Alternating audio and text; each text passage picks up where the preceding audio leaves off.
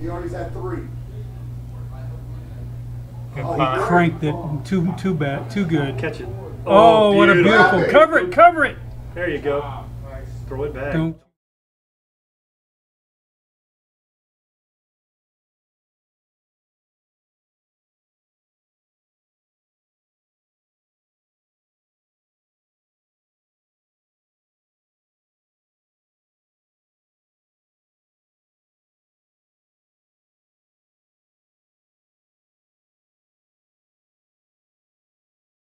Here in the first quarter, Sarasota is coming out after a fantastic punt there by Alfredo Manriquez. So, Brian, Kenny, we're just trying to get back into the rhythm of things, being back here on Thursday night. Not typical for the Tiger football team, but we've got to work these bugs out. Now the Beatties are back there in the backfield, hands up to the up back there. Goes for about a gain of about a yard. You know, and guys, Tiger Vision fans, I can't tell you how great it's been to get back to football. You know, and speaking with Rick, the last time I heard you, Rick, was at the end of a mandatory evacuation call. So we're going to get things back to some normalcy here, and it's great to be part of a football game tonight. Yeah, I'm really excited. I'm excited that we're broadcasting, we're playing football, and a beautiful venue, and they take care of us here at Sarasota. Second and 9, fakes the handoff to Beatty, gets the corner out there, and he's going to go for a gain of about 5 yards on the play. So that's going to bring up about a 3rd and 3. Yeah, so guys, we've already seen the speed and the quickness of Beatty. He's already, burned us a couple of times on some plays around the end, and it really, we say it all the time, but it's about our defense. You know, playing smart, executing, and not trying to do too much. You got to stay in your lanes, take care of business. Sarasota comes out in shotgun formation. There's a stoppage of play there, so the referees it's a timeout, Sarasota, so that's going to be a 3rd and 3. And Brazelton up here in the box, we got the luxury of being by the defensive coordinator up here. And, one thing he's sending down is be sure not to jump off sides on this next play.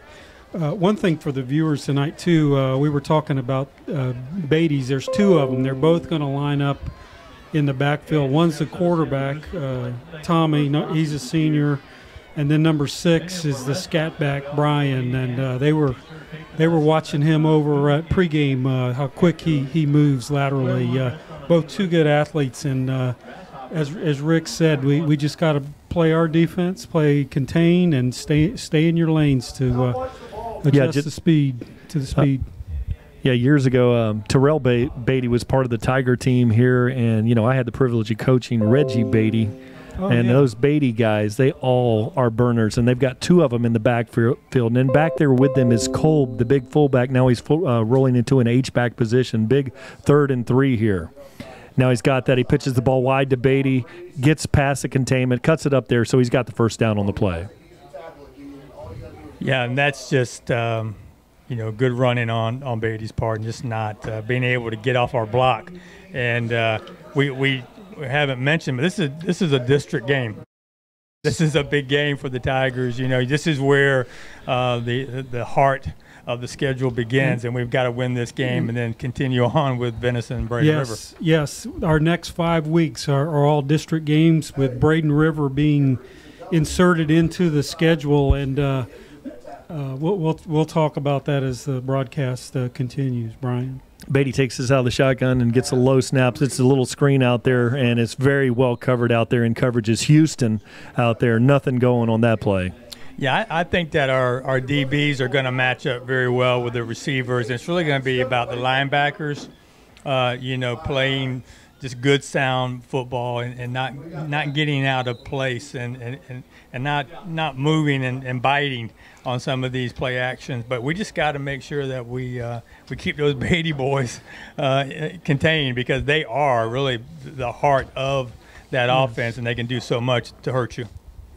Yeah, and then they've got number 4. They've got DeBose out there. If you're familiar with that team, it's a Sarasota name. That's a Sarasota name. Always good athletes, those DeBoses. Beatty's got that. Houston's chasing him, looking down the field, nowhere to go with it, and he's going to be tackled there for a loss of 9 yards on the play. Excellent defense. Yeah, see, there's great coverage, Brian. I mean, that's the coverage that we're looking for. He had nowhere to throw that ball, and as long as we don't allow him to get to the outside, we'll be fine tonight. But if you give him an inch, he's going to take the whole football field. Yeah, I guarantee you. I would rather have him throw the ball, what we've seen so far, because that's where the linebackers and the defensive backs they're going to be licking their chops the way he throws the ball, because they're going to want the pick. But yes, we have to keep them in line here. Okay, so 3rd and 20 here. Look out for the middle screen look here, and that's going to be an inside handoff to Beatty. He's got it, and he's trying to make a cut. That tackle is Tyreek Costello coming up there making a fine tackle. Yeah, nice move. This puts him in a punting situation, and the first snap almost went over the punter's head, and in a previous game that they lost, they had 2 snapped over their heads for safeties in the same game. So something to watch here on this special teams flip over. So Julian Copo is back there. He's going to be kicking to LeJontay Wester. Look for it. That was a very slow snap the first time. Ball gets back there, kick is off, and a knuckle ball down the field takes a nice bounce there, and it's kicked. So the ball's going to be down at the 40. Now, one thing, as the coaches are getting here in the box, one of the things that is true, that's a live ball. Once they touch it, you can pick it up, and even if you fumble it, it's not a. Did you know that it's not a fumble? No, I didn't. If you take a live ball that's been touched but not down by the other team, you can pick it up, advance it. Even if you fumble, it's not going to be a fumble. I think Jonte was just thinking, let me stay away from this thing and get as far away as possible so I don't get yelled at when I get to the sideline. Yeah, and exactly. And we're already on their 40 with a very short field. So, yeah, one of our sponsors is Richardson Stinton Roofing there, and that reminded me one of those Stinton knuckleballs there. The punt came off the punter's foot, and really you could see the laces just, the entire time of the kick. We were looking at it from our vantage point. Ball never spun. Very difficult to field. So with the field position, really I think it was a heads-up play by Jonte not to come up there and try to catch that knuckleball. Yeah, when those Stintons pitch, you can literally read the ball. You can see if it's Wilson or Spalding, because it's not moving. And they're also smiling at you as the ball is. Yeah, because they know. Try and hit this. Yeah, I remember this is what we do. Looking at that red dot or blue dot, and it would never move. It was just sitting right there. Now, Anthony Marino back in the backfield with him is Johnny Jones. Looks to the inside of the field. Good blocking up front there, and so he goes for about a 5-yard gain on the play. Yeah, I'm really looking for Johnny and EJ to have a big game tonight. We got to get that ground game up and running here, so we give Anthony and those receivers some time to throw the ball.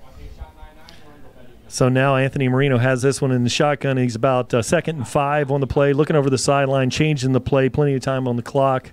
Now coming to the line of scrimmage, and he has 2 receivers out on the left, and he hands the ball off. They're running the ball to the right, got a good block out there initially, and goes for a first down, but there's going to be a flag on the play.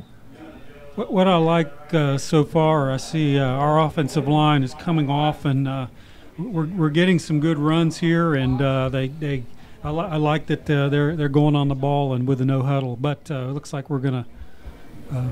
Yeah, guys, it's been just such a bizarre month, and these young men, they've been practicing. We have the hurricane come through. We play a Thursday night game before Irma passes through Manatee County, and then we're off for a week, and we come back here on a Thursday night once again, and they're probably thinking like us are we going to get back to any sense of normalcy? Are we going to get normal again? They didn't even practice. Yeah. Amen. Yeah. It's just been incredible here on the sun coast of Florida. For you viewers that are watching us from Virginia and Maine tonight, it's been crazy down here. Marino takes it, spins the bean, long throw down the field. He's looking for Spicer out there. Goes, tips touchdown. It, and it's going to be a touchdown. So what you had there, Spicer went up and tipped the ball, and then he was able to bat that forward to Trey Goodman for the touchdown. Just the way the coaches drew it up there, Rick. They practiced that all week. We'll take it any way we can get it, guys, right? I mean, it's a lot better to be lucky and that's usually a pass that you'll see Spicer bring down. But luckily for us, Trey was right there to help him out a little bit. Trey Goodman with a heads-up play there, 2 receivers in the same area.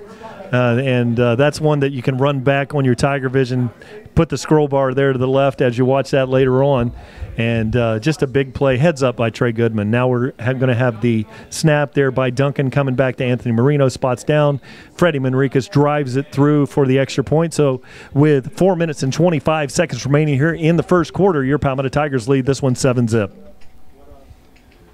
So, hey, just a nice job by the offense to get on the board here, second possession.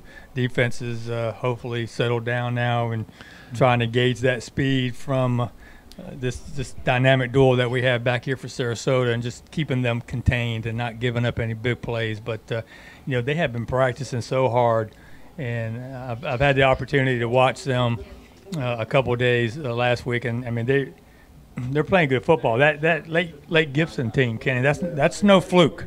That team is a 6A runner-up last year. 6A runner-up. Hardcore team, and they played some really great football last week against them. And from everything that I read about the game, I know, Brian, you were there, but Lake Gibson was planning on winning that game. I think they were a little shocked. Yeah, they had number 4 Terrell James on their team, and that guy is what you call a dude. He was dynamic, and the Tigers were able to hem him in. And then a tremendous hit by Waiters.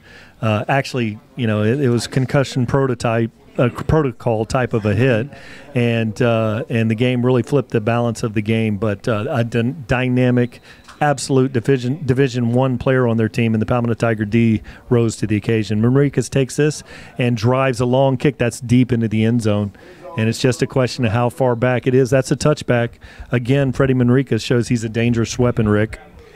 Yeah, he's been, the go-to guy for us when it comes to special teams this year, Kenny. He's been doing it all. He's really improved on his punting, as you can tell. We know how powerful his leg is, continues to work on distance, and he's just another weapon that we have the enjoyment of having over here on this Tiger team. And I tell you one thing that the paper didn't show last week on that Lake Gibson game is the hitting, the physical play of the Tiger defense, right? I mean, you saw it, Brian, but man, they were playing hard. Oh, my goodness, were they hitting. And then Thompson came after, 2 plays after they knocked the fast back out of the game. Then there was a big hit in the backfield. Now they hand off to Beatty up middle of the field. He goes for about a half-yard gain on the play. So that's going to bring up about 2 and 9, 2nd and 9.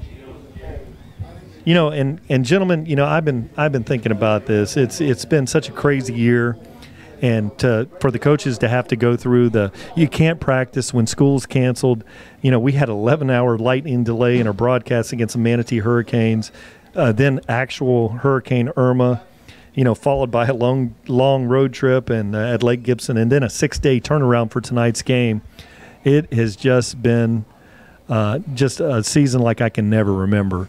Now they're shifting 2 players in motion over here, and now the Beatty's trying to get the corner, cuts it inside. Really nice tackle there. That is number 23 on the play, and that's Brandon Waiters. Yeah, Brandon, not only did he make a great play, but he turned him back in towards his help, and that's what we need to have to keep these guys hemmed up tonight. Yeah, priority 1, Rick, is containing the edge, and it's bonus when you're able to make a solid tackle like Waiters on that play. Now we've got our sec defense looks like we're going to be in a 4-3, almost a 4-2 look, and Duncan back here on the linebacker position, creeping up. He sat on the route. That was very nice by Duncan, but Beatty's got the ball out of the flat, makes a nice cut. He's got a first down. Wow. So there was 2 options on that route. First option covered by Duncan, and they went to Beatty on that, and that's a big first down for Sarasota. They're going to make a few plays. Just we don't want to bend and break. No, I mean, this is a very athletic team. We've already talked about it. We know what they can do. We just got to make those tackles when they're in front of us, and that's one thing that we really can't continue to miss on. You got to tackle them when you get that first chance. If you give them another couple of opportunities, they're going to break it. They're going to break it. It's going to be a long night if we don't get them down on that first tackle. 2 minutes and 32 seconds remain here in the first quarter. Beatty fakes it, and he's going to go nowhere on this one. Everyone's out there. Nichols there, and then a big hit there. And that again, 23, and that is Brandon Waiters again coming up with a big hit. That's two great key plays on that series that puts them punting the ball back to us. And we are without John Bembry on the defensive line tonight. He's out with a knee injury, and I was talking to him before the game. He heard it about the 6th, 7th play in the game last week, and they're hopeful he will be suited up next week against Braden River. Yeah, good to see with that, Matthew Wyatt in the game, number 99, and watch that young man get across the line of scrimmage. Very quick defensive lineman playing with leverage. Beatty's got that. It's a quarterback keeper, and he's got it up to the left. He's got it at the 40 and the 50, and he's going to be tackled there at the 45-yard line. Really looked like a holding in the middle of the field, not called. Well, there's no doubt about it. That's why that hole was wide open for him, and that was a hold. I don't know. We kind of go from feast to famine sometimes when we see these referees. Sometimes we can't get a play off without some type of a penalty, but maybe they're going to let the boys play tonight since there hasn't been much activity here in the last few weeks. So, you just hope that it goes both ways on that one. You call it loose or call it tight, but be consistent. Now Beatty's back there in the backfield with Beatty. And number 2 is Tommy Beatty back there with Brian Beatty in the backfield. He's got 3 receivers out there to the right, and it's a handoff inside, and then Duncan misses a tackle. He cuts it up, and a good run there, goes for a first down. He is very elusive. I'm very impressed with him. And number 6 there, he's just a sophomore. Well, look, we know that he can cut on a dime. He's going to shake you and bake you, and he's going to break some ankles. And everybody's got to be running to the ball carrier here, and you got to stay. Run to the ball, you're right. And you got to execute. So minute and 11 here in the first quarter. Beatty in the backfield with Beatty, and he has 3 out there wide to the right, 1 receiver out here to the left. Looking over to the sideline, play clock is running down here. Palmetto shifting on defense, rolling up. The corners are playing tight out there. It's a wide pitch, and it's going to be tackled. Very nice play there. Coming up strong. Involved in the play, Waiters was able to hold the edge, but that was number 12, wasn't it, gentlemen? Kind of hard to see. They're like Charles Miller. Charles Miller. Very good, Rick. Very good pickup there. Nice job of sealing the edge, and so that's another 9-10 yard loss on that, so that brings up a 2nd and 20. So, we've been doing pretty good on that 1st and 2nd down, and then we give up a big play on 3rd down on this drive anyway, and we just got to keep playing that keep sound moving football. Them back, make them have to throw it. Exactly, Kenny. And so here the wide side of the field, look for the Beatties to, with their speed, try to get to the edge on the left. It's a pass, goes to the middle of the field, and then Reese Lyons comes in there and wraps him up for the tackle. Yeah, Reese is he's a junior, but he's quick too, and once he gets in front of you, he's not going to miss you, not very often. So that was a great play, and that's what we needed. So it's going to be the end of the first quarter with the Tigers leading 7-0. And guys, I tell you, once again, we go back to just a crazy month here that we have gone through, and sometimes I wonder as I wake up, is this a different football season, or are we still in the 2017? I mean, you just don't know where you're at half the time. And I think as, doing a little coaching, you have a system, you have a routine, you've got your schedule that you go by, you follow it to, pretty heavy detail. That's part of it is planning. And I really, I've just been thinking about the kids and the coaches and how they've been able to manage through this. I can't imagine, not knowing, 7 days out, well, we've changed the game schedule or with the delays and, having one football game played on Saturday or Friday night and Saturday morning. It has just been crazy. But, one thing, as I said, as a longtime Palmetto resident and citizen of Manatee County, I'm so proud of the way through the storm in the community. It's been fantastic, the support that everyone's had for each other, and I'm just proud to be a Palmetto and a Manatee County citizen. Now Sarasota takes this one, and shotgun. Beatty's got the ball trying to get the edge, and he cuts it back. Now he's trying to get the sideline. Contain. And so he's got the sideline, and he's got the first down. But there's got to be a holding on that. There is finally. Okay. Oh, it's there way is back one over out there on the 30-yard line, the flag.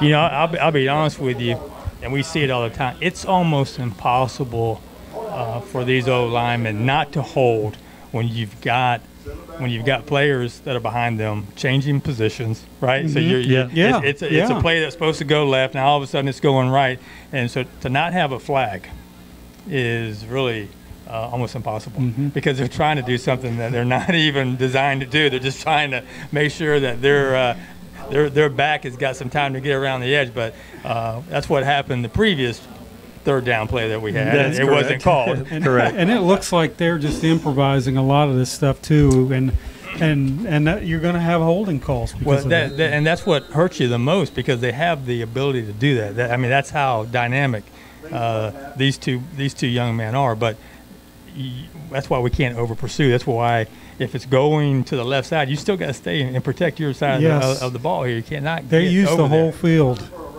Just hold on a second. I'll come back to you.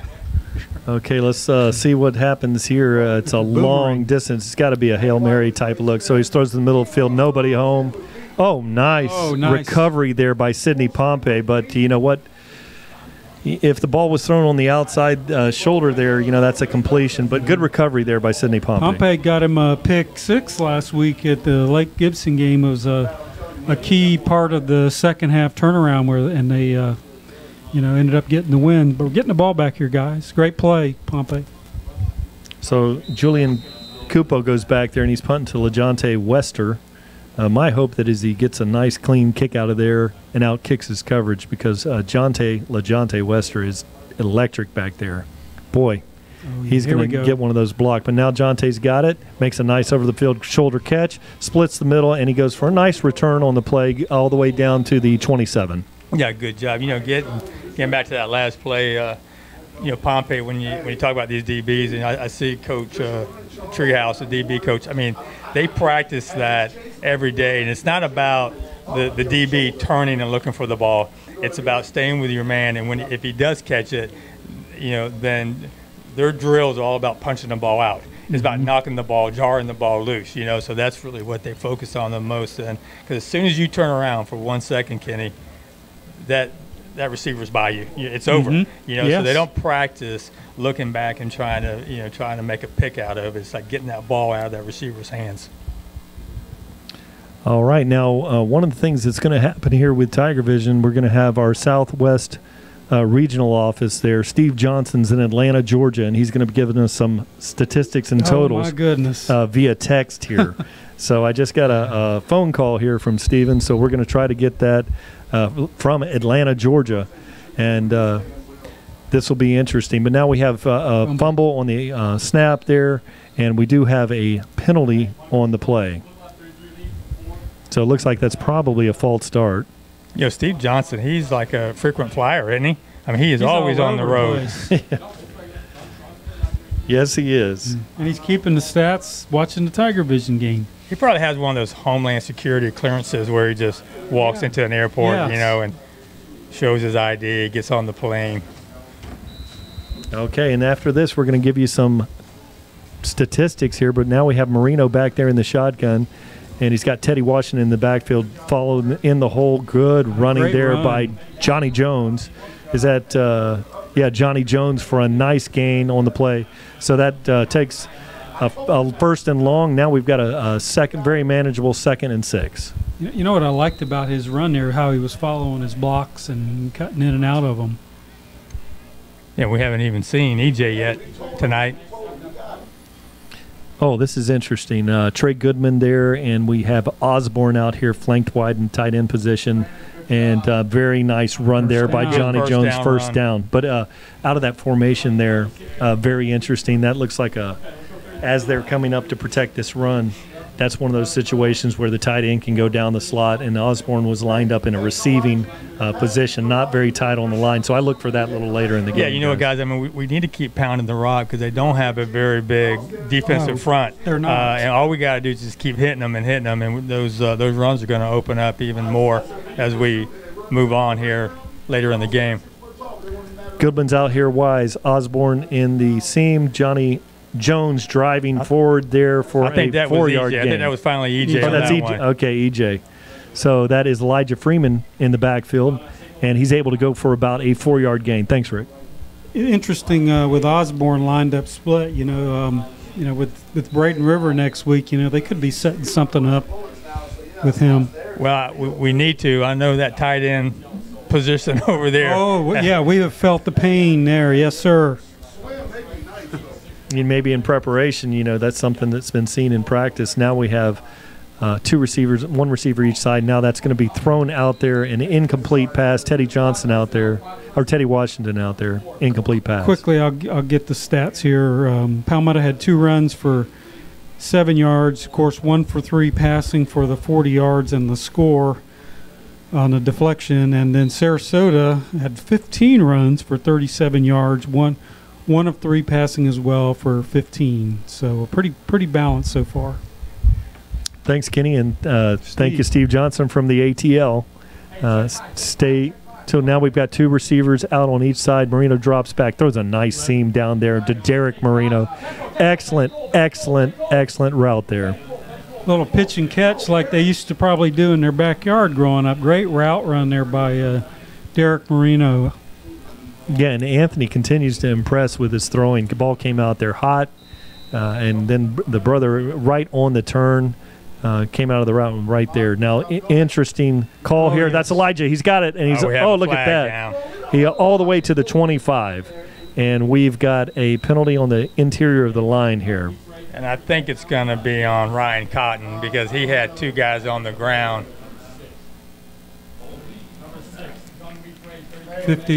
55, Ryan Cotton, I believe it's going to be on. That's Porter. Porter, Eric sorry, Porter. Eric Porter. My apologies. I saw he had 2 of them holding them down. Which Porter is he's That's a big 290, boy. and That's a big boy. I'm not sure that 290 is accurate, to be honest with you, but Depending on his last meal, what do you think? Exactly. That's a big boy. I don't know. You get a pancake and you're laying on top of the guy, and that's a holding. I don't know why that that's was a totally. That's a good point. That's Brian. totally legit. Blocking my. I don't think it was. I think it's a good blocking is what it was. Teddy Washington in the backfield in the H-back position. Ball is zoom action sweep. That one's going to go to Johnny Jones for a nice 9-yard gain. Love that, Rick. As the play developed there, it looks like everything was going to the left. Little zoom action and boom, right to the right. Good play call there. Got a lot of the penalty yardage back. Yeah, so that brings up a second and about 13 yards here with 8 minutes and 27 seconds remaining here in the second quarter. Tigers driving. We got a water break or timeout? I don't know what we got. Time for the water break. I don't know. Here we go. Oh, okay. Okay, they're not really sure. And so now we've got Anthony Marino in the backfield. Johnny Jones back there with him. Fakes a handoff, throws a nice pass out there.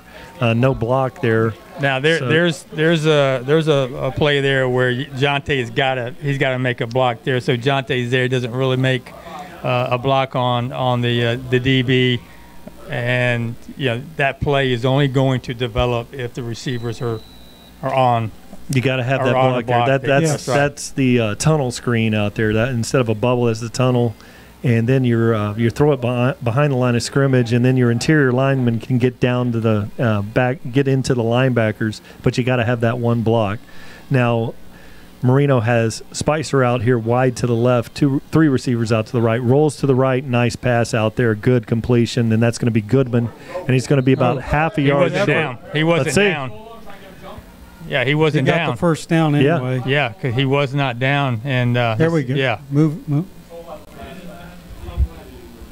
But they're not giving it to him. Okay, they must have said that he was out of bounds on the play, because if you watch the play develop in front, he was on top of the player.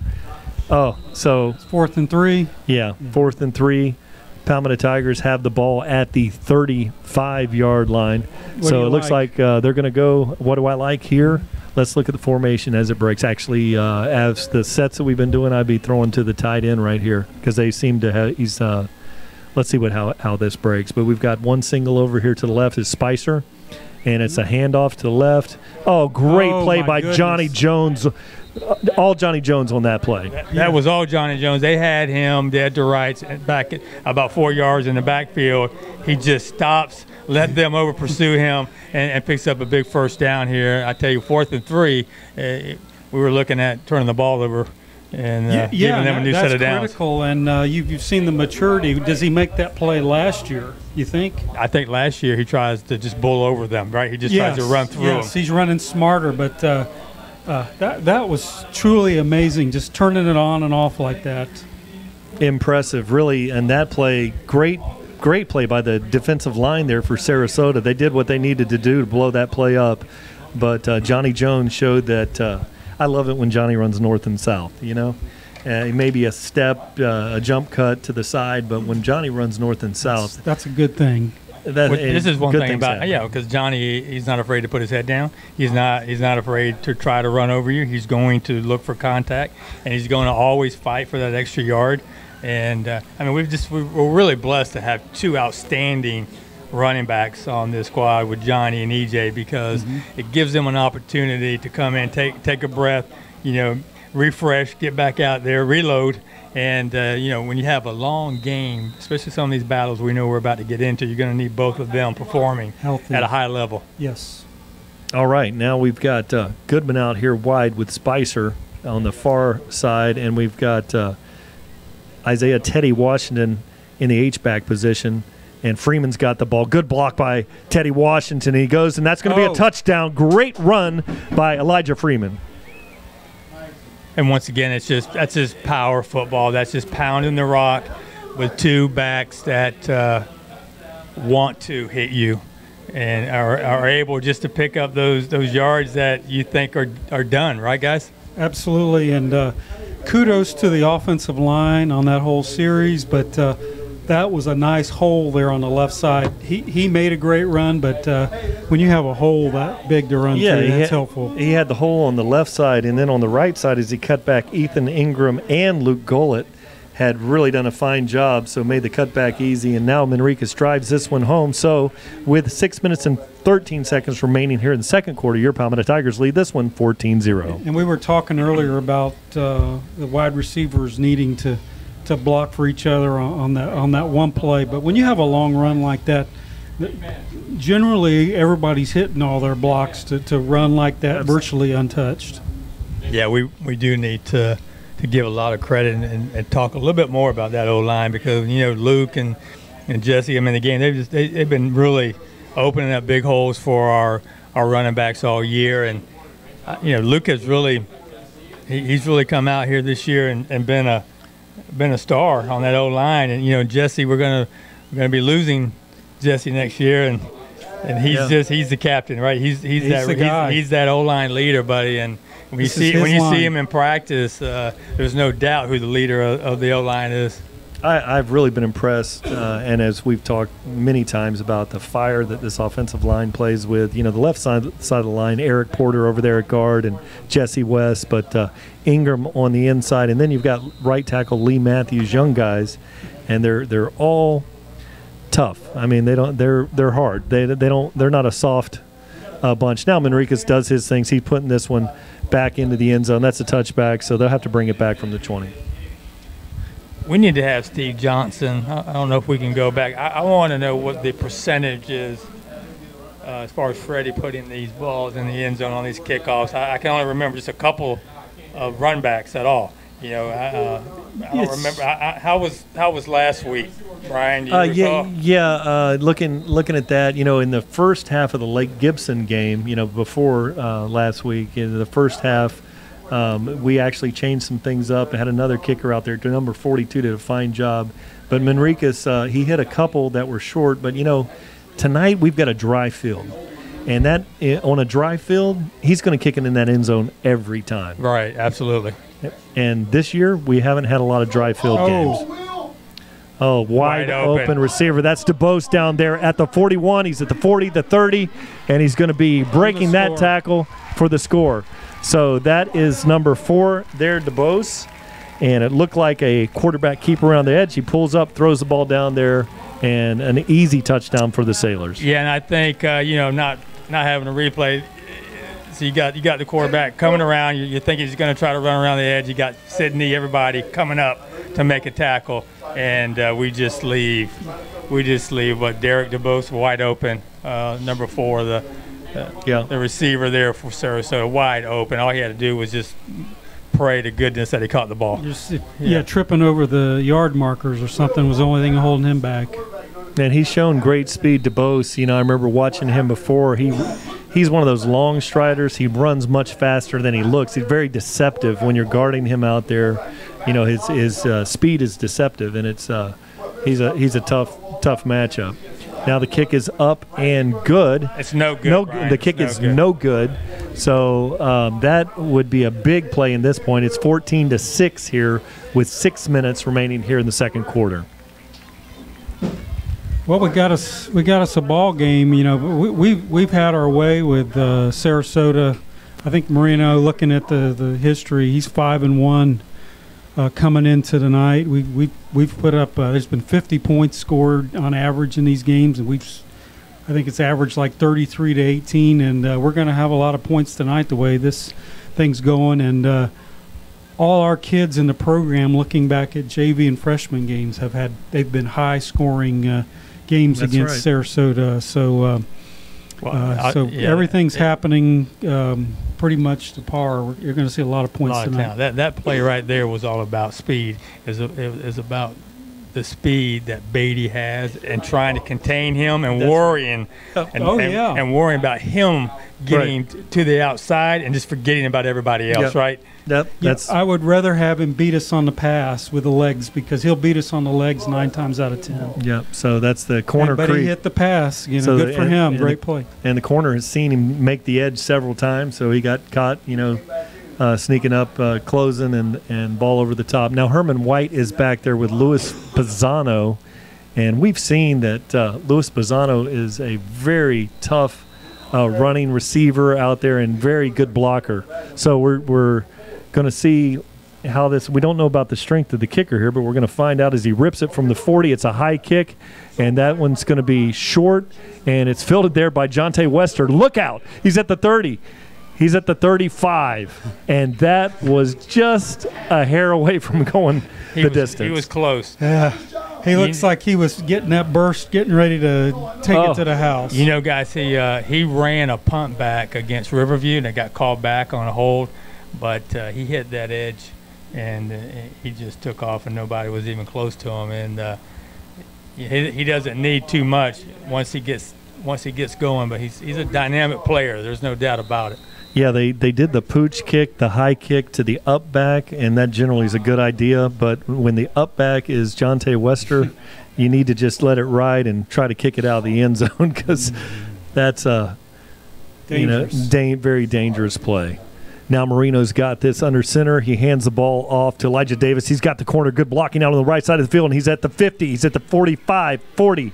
He's all the way down to, showing blazing speed to the 20. Wow.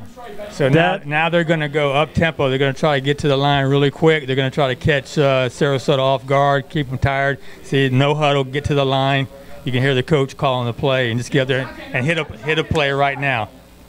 And Jonte's over there on the short side of the field, and we have I'd look for some kind of post corner with Jonte. Oh, and look at that. It's an inside handoff there, goes for about 2.5 yard gain on the play. But looking over at that offense, that was exciting, because and what we did was threw a lot of eye candy out there and tried to hit them with a quick run. I was biting on the eye candy, guys. So credit to Sarasota for not getting carried away with all the eye candy. They stayed disciplined and made and that's what you need to do. Made a stop, picked up 1 yard. So we just gotta try to do something here and pick up some yards and at least have a short third down play. Yeah, very, very close here to the Superior Asphalt red zone. Just a couple yards out here. Marino takes out the shotgun handoff. Nice cut there. Johnny Jones, and still on his feet, driving, and just another great run by Johnny. I tell you, the backs are just scooting through those holes, looking real good and returning the favor. I mean, we're knocking on the door here. So 3rd and about 4 on the play, 3.5, near 4 yards on the play. And now we've got the Palmetto Tigers taking their time in the huddle there. Marino's coming into the pack here. And inside the Superior Asphalt red zone are your Palmetto Tigers. 2 receivers out here to the left. You've got Spicer out wide. 2 receivers out wide to the right. There's the route I was looking for right there. It's Jonte Wester, and it's thrown he's gonna be out of the field of play, but that was the post corner there out of that route. A good play call there. You know, it's easy for us to be up here in the box and seeing what's going on, but that's a play where I want to throw it to Derek Marino. Derek's wide open. Derek's just running a little slant across the field. He's wide open because that attention is all on Jonte right there. There's the speed, right? But Derek runs great routes. If you've ever watched him, he's really, really disciplined in his route running and good hands, too. We just got to get him the ball a little bit more. Palmetto Tigers have it 4 and 3. And so we've got a bunch formation here. Jet sweep action, Jonte Wester. They look at the bubble. Now they throw a nice play, and that's Goodman for the touch. We got a flag. Way over here on the far side of the side judge absolutely on the Sarasota home side. Nothing to do with anything. Looking at Eric Porter there as he's coming to the middle of the field. Come on. I mean, that's so far away from the play. Yeah, and it was on the Palmetto side hash, too. What? Interesting. What was? And they're Porter's. I don't listen. I think that may have been Lester Johnson. That I can't. That is a bit of a mystery here, and that was really a great route by Trey Goodman. Perfect throw by Marino for the touchdown.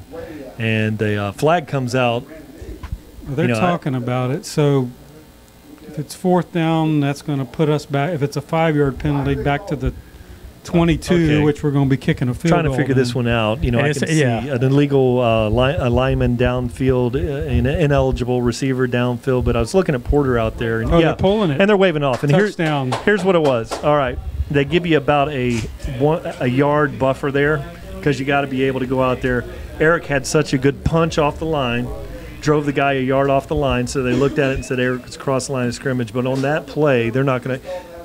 It shouldn't be a call there. Right. You could call illegal receiver, ineligible lineman downfield on every play, and so that's a great play here. Palmetto Tigers have taken a 20-6 lead. That was a little bit of a mystery there. Well, guys. I think that actually in the pros they give them about 3 yards. They do. Yeah. They do. Well, the good thing about the crew here is they got together, talked about it, and pulled it. Yeah. And that's what needed to happen.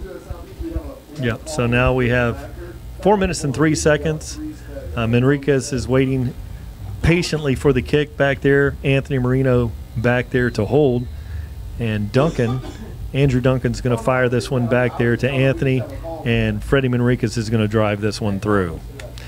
Very nice snap. Great spot. Kicks up. It's good. 21-6 lead, your Palmetto Tigers. And that's the best way to answer that score from Sarasota, Kenny, is to come drive down the field. Some outstanding running by EJ and by Johnny Jones, and some good throwing there by Anthony Marino. So good answer to that last score by Sarasota. Yeah. And what I like about it is what you said. It was a good balance. They hit us on the big play because you got to contain the quarterback. I get it, but respond, no big deal. We'll respond. We had some big runs, big passes, and matched them. Actually, we gained a point because they missed their extra point. And guys, that happened very quickly down there in the Superior Asphalt red zone. And Superior Asphalt, superior quality, superior service, superior asphalt. Superior has built a rock-solid reputation in the Manatee, Sarasota County areas for over a decade. Superior Asphalt. Now, as we approach the ball and kick here, I wanted to talk about one of our fine sponsors, DeVito's Auto Repair there in Ellington. And they're located in Ellington for quality auto repair. Visit Tom and John DeVito, serving satisfied customers since 1978. And also Vincent DeVito over there, too. As Freddie takes this one, drives it, it's a flat kick, and he's on his knees down at the 1. He's down right there at the 1 yard line. So it's going to be, he's going to be spotted about the 2-yard line. So, gentlemen, what's your call here? I'm thinking that Pat is going to roll them up, go into a 5-man front or a bear look, and bring the horses here and bring the house. Well, I would think so. I think that this is the time to pin them back into. We've got the speed, we've got the power, we have the DBs that can cover. They can man up on any of these receivers. We just got to get some pressure on that quarterback and make him throw the ball. Absolutely, and get a cheap score out of this. Get a safety, anything to have them moving backwards here, and the beauty of this too, there's not a lot of room to work back there for the 2 scat backs. So they got the quarterback change here, Vincent Parisi, and you got to be watching for the long ball out of the end zone is one of the options here. Beatty in the backfield, and so there's some movement there on the line. So we're going to wait until the referees send the signal over. I saw the Palmetto Tigers going toward the line of scrimmage, and they did get us with encroachment offsides.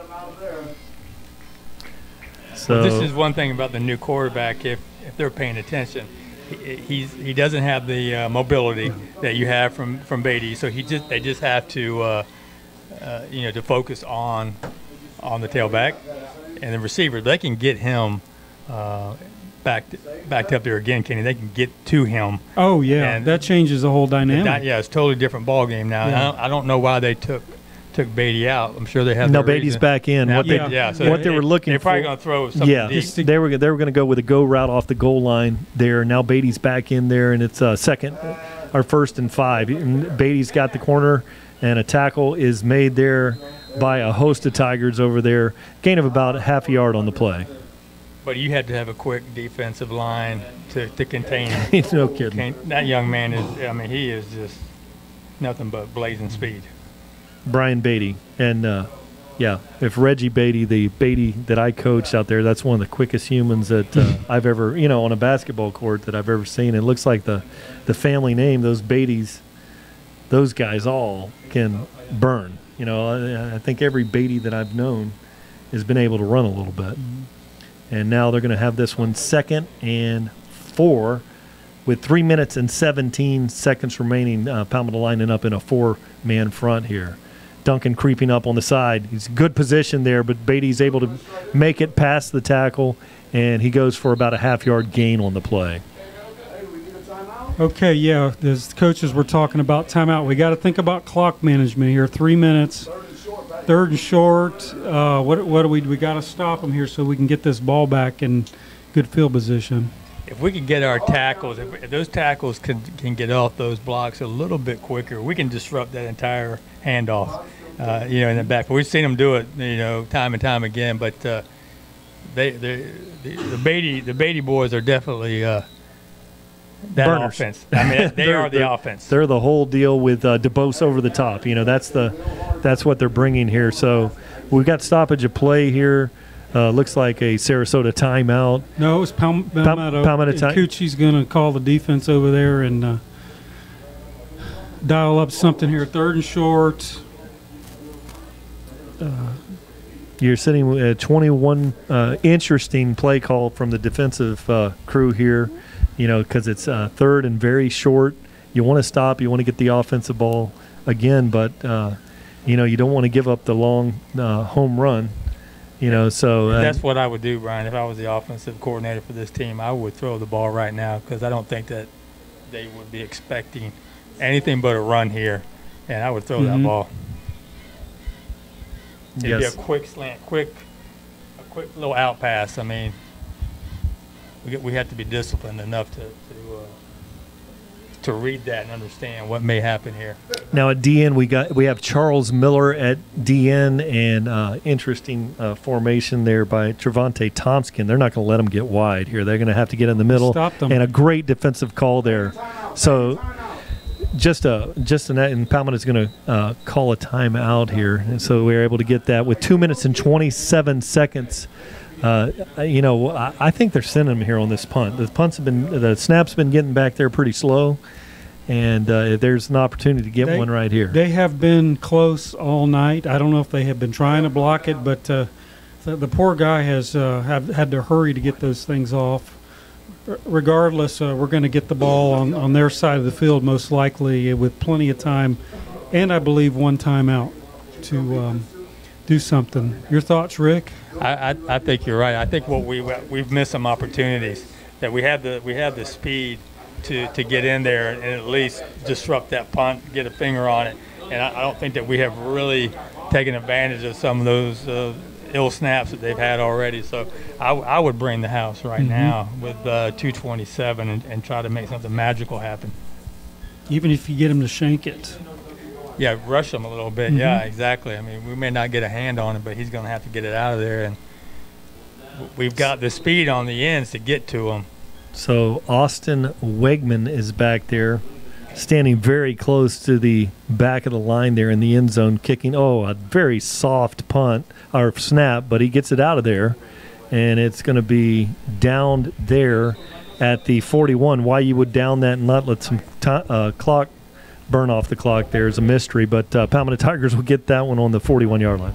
And I would say, I mean, they had some pressure on him. He did try to get that punt off quicker, and with 2:18 to go, I've seen this offense run this 2-minute offense every single day in practice. They can do it.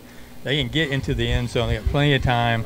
Up tempo, no huddle. Just get down 50 yards. 40.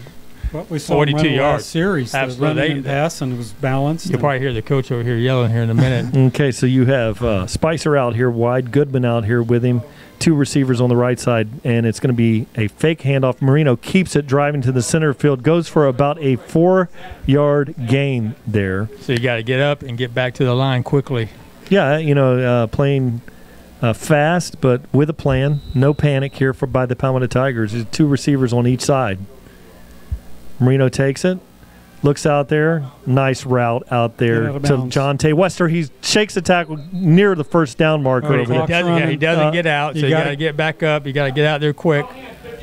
Okay, so for a minute and 44 seconds remaining here, and about a half yard to go here on third down. Even if he'd have picked up the first down, I would have had to stop the clock for a little bit to move the chains. I would look at number 28. Just came into the game here, Kobe Mays. I would definitely look at Kobe. He can get open on this guy. Anthony Marino looks, and he looks for the bubble. Nice. He's going to get the first down. We got a holding call. Good run by Anthony Marino.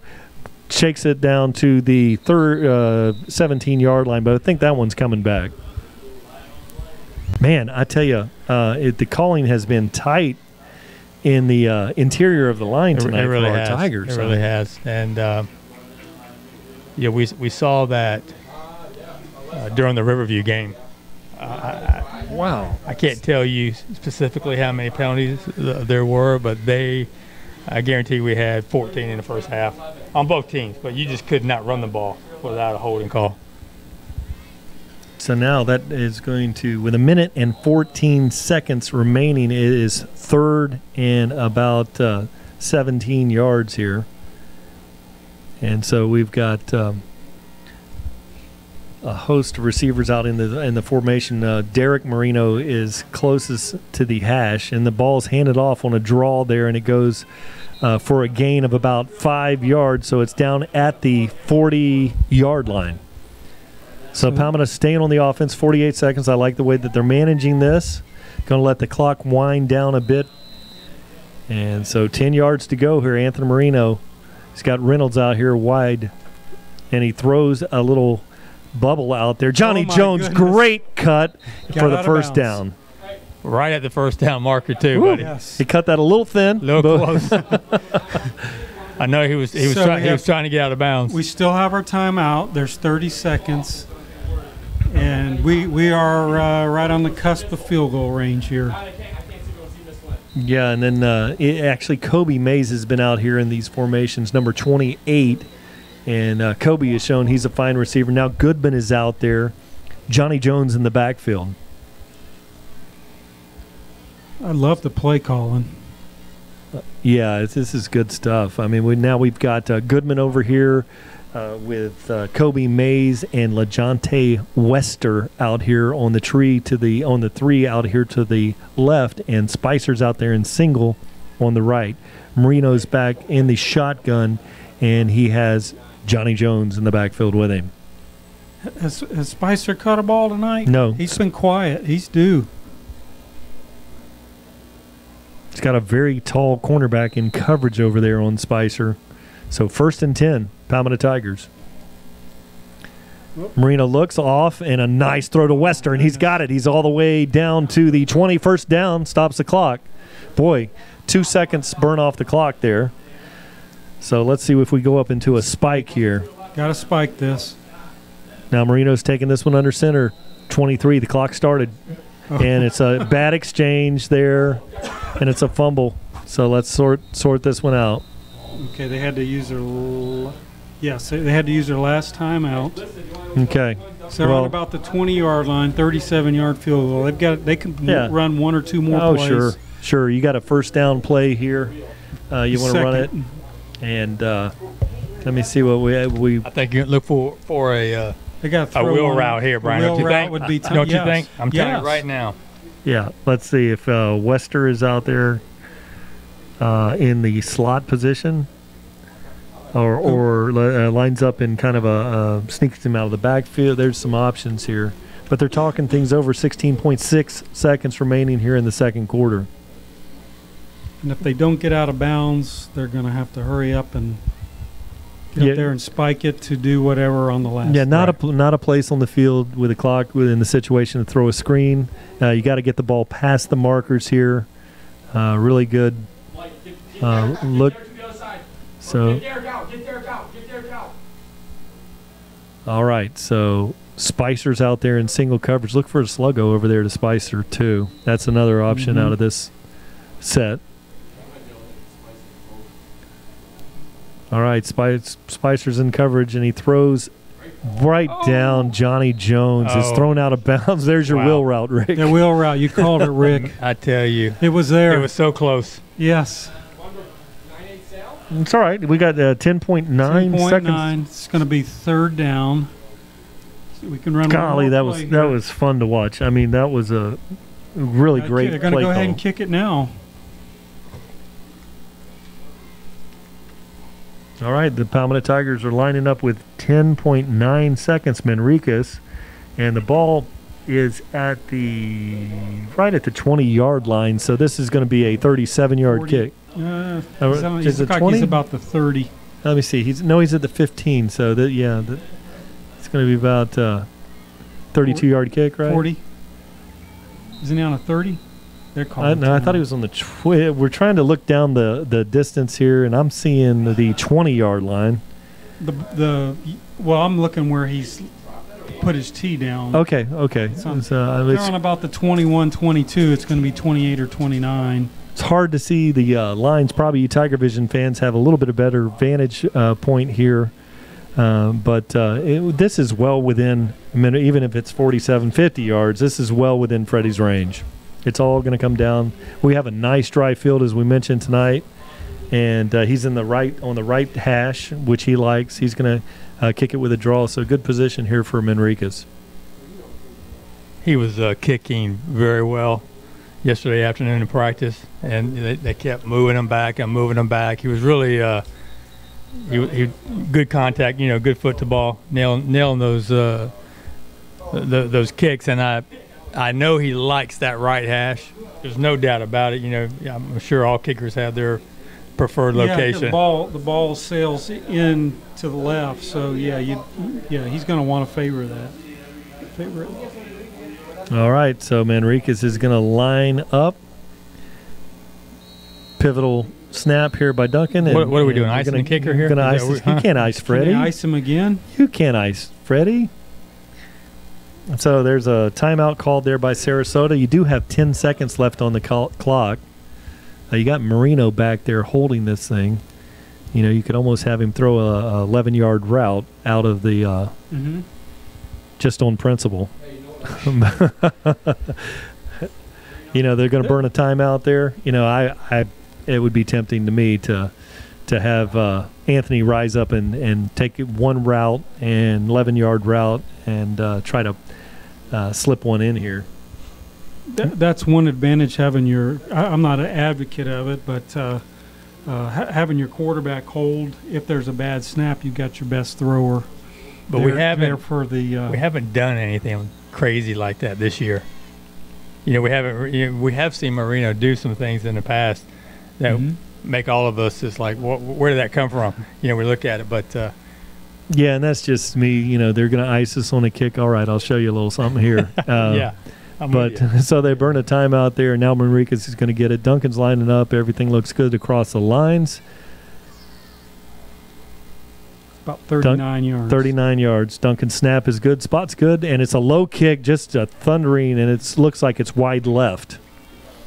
So 5.3 seconds remaining on the clock here for Sarasota. So the Palmetto Tigers lead here at the end of the second quarter with 5 seconds remaining, 21-6. Overall, a good effort there on the 2-minute drill. The penalties kept us from, that and a couple of close passes, but a great effort. Short on the field goal, but a good way to finish the half. Now, hopefully. What's funny, Ken, you never see Freddie kick a ball like that. No. You never see that low knuckle tight. And he missed it. I don't know what happened, but I mean he may miss it left or miss it right, but it's going to be high and long. You know what I mean? I mean it's going. He's going to kick it over the uprights. Right. Yes. Yeah. I mean, so something wasn't something right went array there. I don't know what happened. So now here we're going to take it to the halftime show. First, before we do that, I think I did receive some statistics there from Stephen Johnson in our studio in Atlanta. And so let's take it to the studio in Atlanta. 2 minutes ago. Yeah, that looks like it. Real quick, is that studio? Is it the Best Western? Or no, I think Steve would be more of a microtel, maybe. How do you get this? How do you get this thing to pop up? Okay, so we're trying to pop that up. Press for more. I don't know how to use these iPhones. Okay. Okay, here we go. Did you want to read them? No, absolutely not. This is coming in from Johnson. Okay. Palmetto, okay. Obviously, 13 runs now for 154 yards.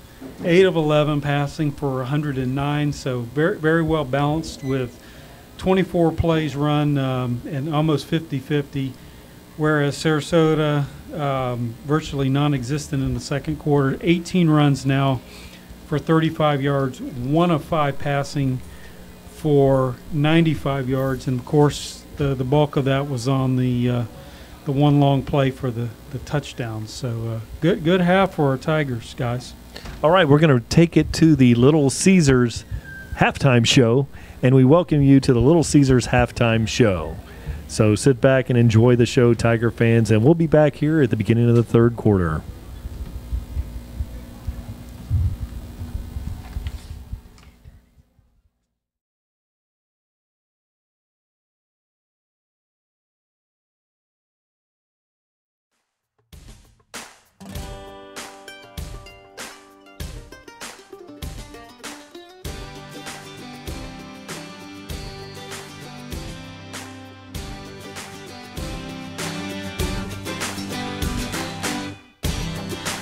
Down a back road, long hot summer, a couple kids running loose and wild, and he kissed her, she said, mister, take an inch and I'll give you a mile.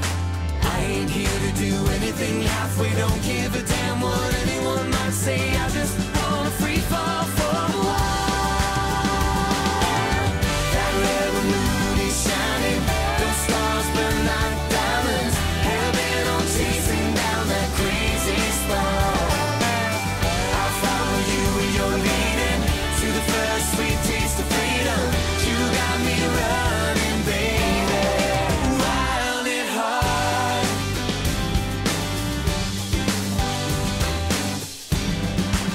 About midnight, he tells her, I ain't got no come on lines. Well, I love you, or I've tried to. We got nothing to lose but time. Slip your hand into my back pocket, lock me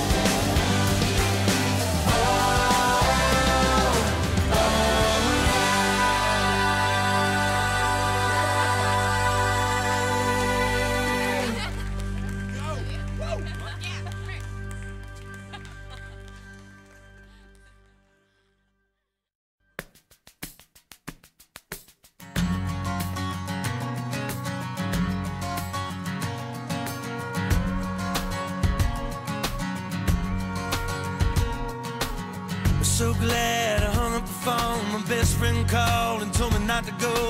I just get my heart broken one more time. I walked in and there you were, looking better than I ever remember. Smiling, I smile like nothing ever happened. You were never not mine. Crazy, I know, I know, I know, I know, I know. Ain't that the way it goes?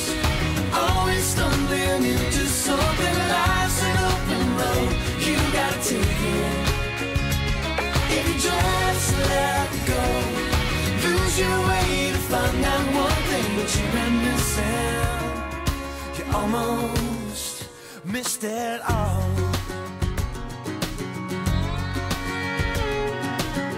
So glad I turned around. I know where I'd be right now, somewhere downtown, thinking about what could have been, and love would never be again. Crazy, I know, I know, I know, I know, I know. Ain't that the way it goes?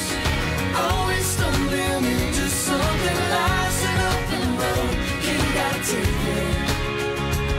If you just let go, lose your way to find out one thing that you've been missing. You almost missed it all.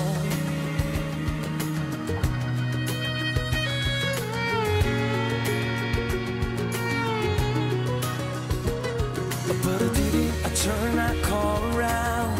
Thank God I put that phone down. I'm so glad I didn't listen. Never know what I'd be missing. Ain't that the way it goes? Always stumbling into something. Life's an open road, you gotta take it. Crazy, I know, I know, I know, I know, I know, I know, I know. Ain't that the way it goes? Always stumbling into something. Life's an open road, you gotta take it. If you just let go, lose your way to find out one thing that you've been missing. The way it goes, always stumbling into something. Life's an open road, you gotta take it. If you just let go, lose your way to find out one thing that you've been missing. You almost missed it all.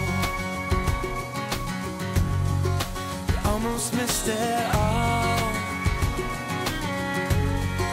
You almost missed it all.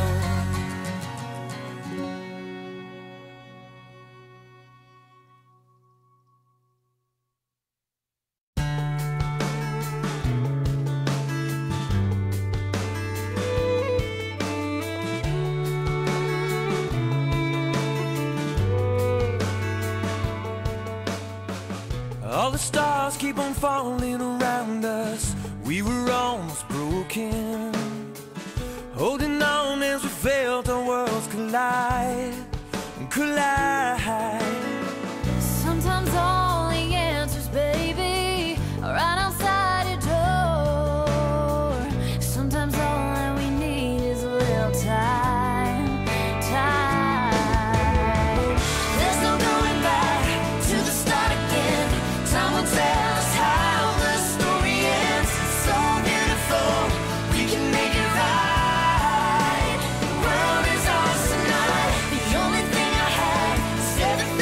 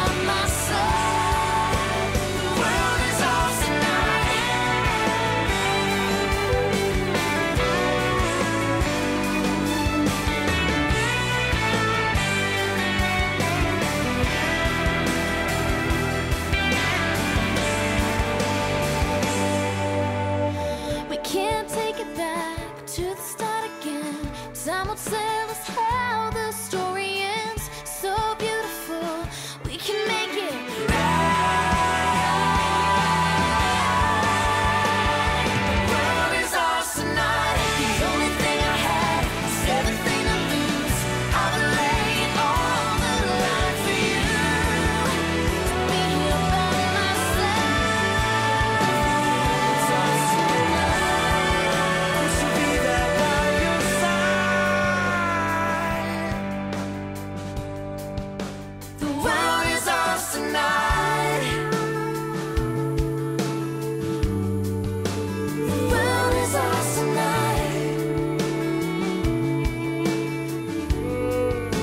The world is ours tonight.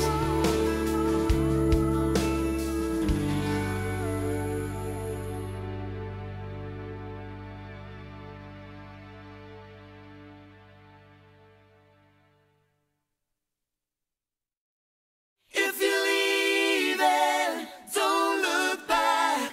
Leave me like you mean it. I know you're angry when you won't talk back. It's hard to take you serious when you act like that. It's not the first time we've run this road, but I'm tired of carrying this heavy load. If you're leaving, don't look back. Leave me like you mean it. If you're going, pack your bags, make my heart believe it. If you're leaving, if you're leaving. You never listened to the tears that fell, and I'm over screaming down and wishing well. But I was only trying to make you see. I never thought you'd really say to me, If you're leaving, don't look back. Leave me like you mean it. If you're going, pack your bags, make my heart believe it. if I'm leaving, if I'm leaving. Girl, we can talk it out. Oh, we could scream and shout. And if you wanna, you can slam the door. I get the feeling that you'll be coming back, just like you did before. If you're leaving, don't look back. Leave me like you mean it. If you're leaving, don't look back. Leave me like you mean it. If you're going, pack your bags, make my heart believe it. If you're leaving, if you're leaving, if you're leaving, if you're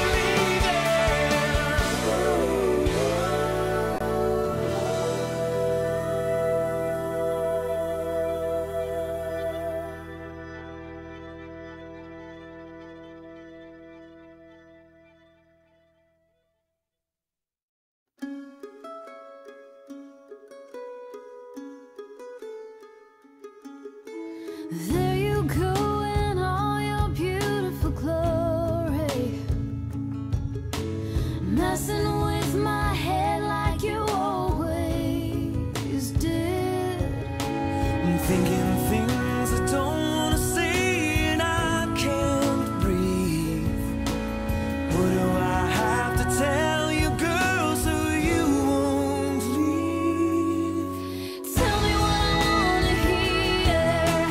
I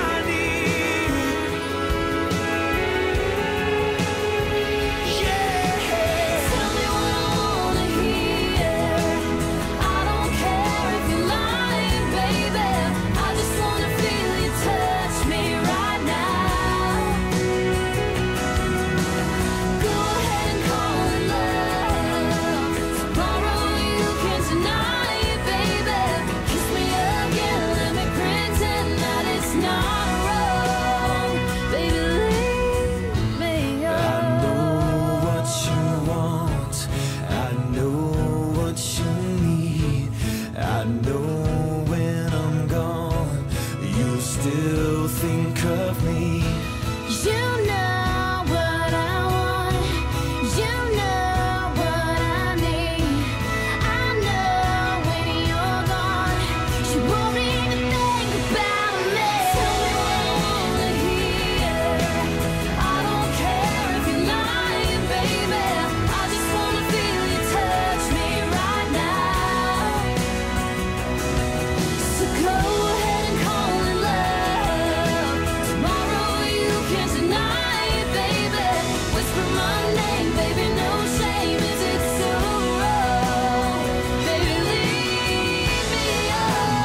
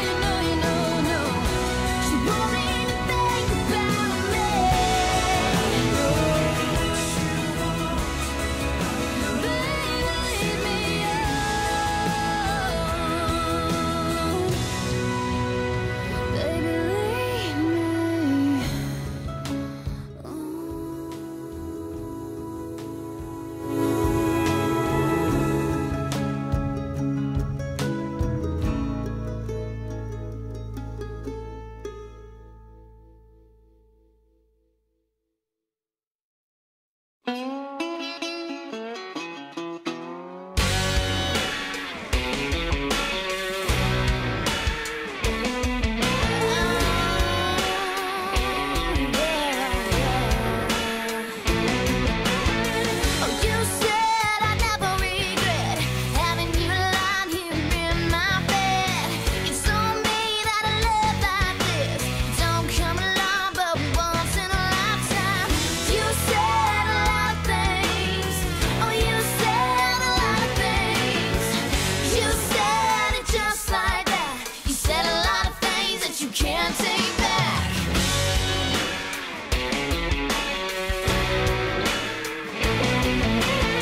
Spoke to me on your mama's grave that a promise was a promise and it couldn't be broken. You told me till your dying day. You say what you mean and you mean what you said now. You said a lot of things. Oh, you said a lot of things, yeah. You said it just like that. You said a lot of things that you can't take back. Didn't I believe in you? Didn't I do for you every little thing that I could do? Or didn't I? Or didn't I? Didn't you get the best of me? Or didn't I wait patiently while you were out breaking my heart for me? Or didn't I? Or didn't I?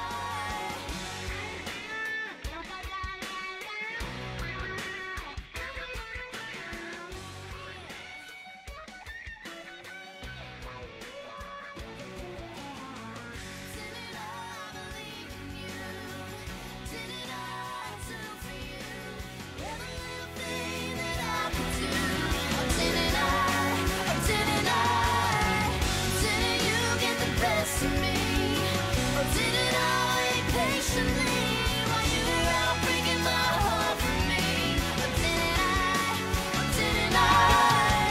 Didn't I believe in you? Yeah. Didn't I do for you every little thing that I could do? Or didn't I? Or didn't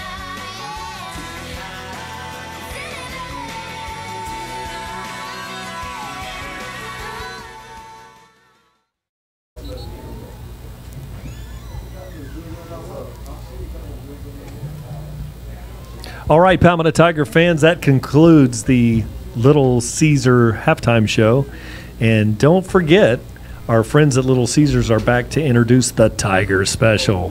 One large super slice of pepperoni pizza for only $2. That's one large super slice of pepperoni pizza, only $2.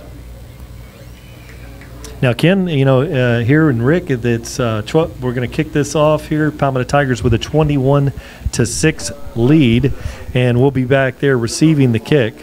and be interesting to see if that offense continues to roll.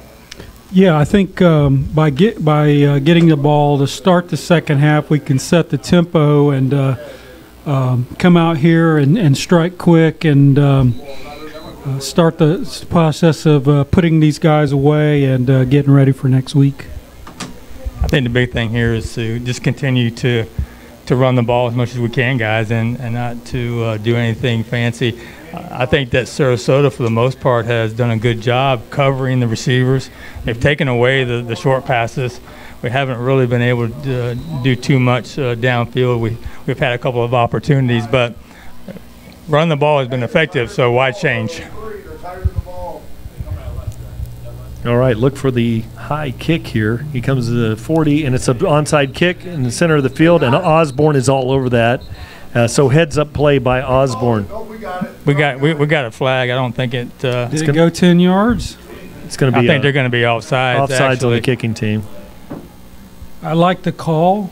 It looks like they'd practiced it, but you got to have everybody in sync with it. And, a big play there by Andrew Osborne. Tight end showing, at 6'4", 235 pounds, he was able to get down there. Heads-up play by Andrew. Yeah, he was spot on there. He saw it coming, and great job there handling that. He's a big dude too. He's gonna win a lot of those fights for the ball down in the scrum. Well, he just keeps growing. Have you noticed that? I saw him at Publix over the summer, and my goodness, that is a big kid. All right, so they're lining up to re-kick this one. And they're going to kick this one from the 35. Kicker is holding the tee out there. I've never seen waiting this for much the referee. A lot of confusion here on the kickoff. Yeah. Which it shouldn't be.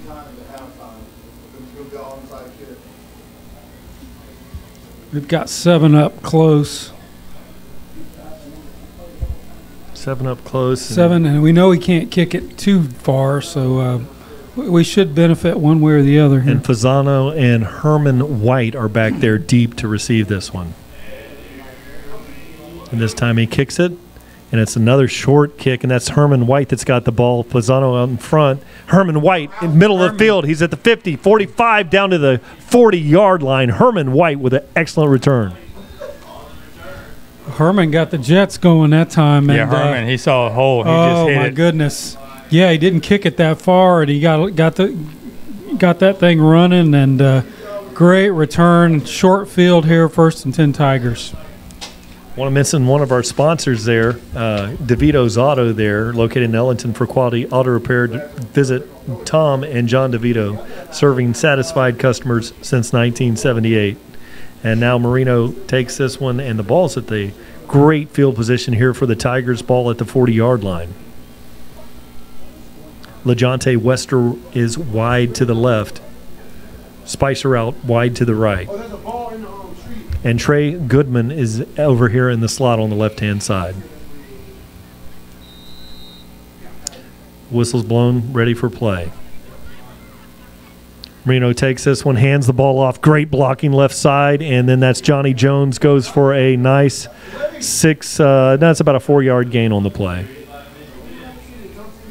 I think you called it, Rick. Let's just run it until they figure out how to stop us. Well, I think that we talked about this earlier. They don't have a big defensive front. They're not anywhere close to what we have already played this year. So we can wear them down, and we can just take this game and control it the rest of the way. But we just got to continue to block up front. Mm-hmm.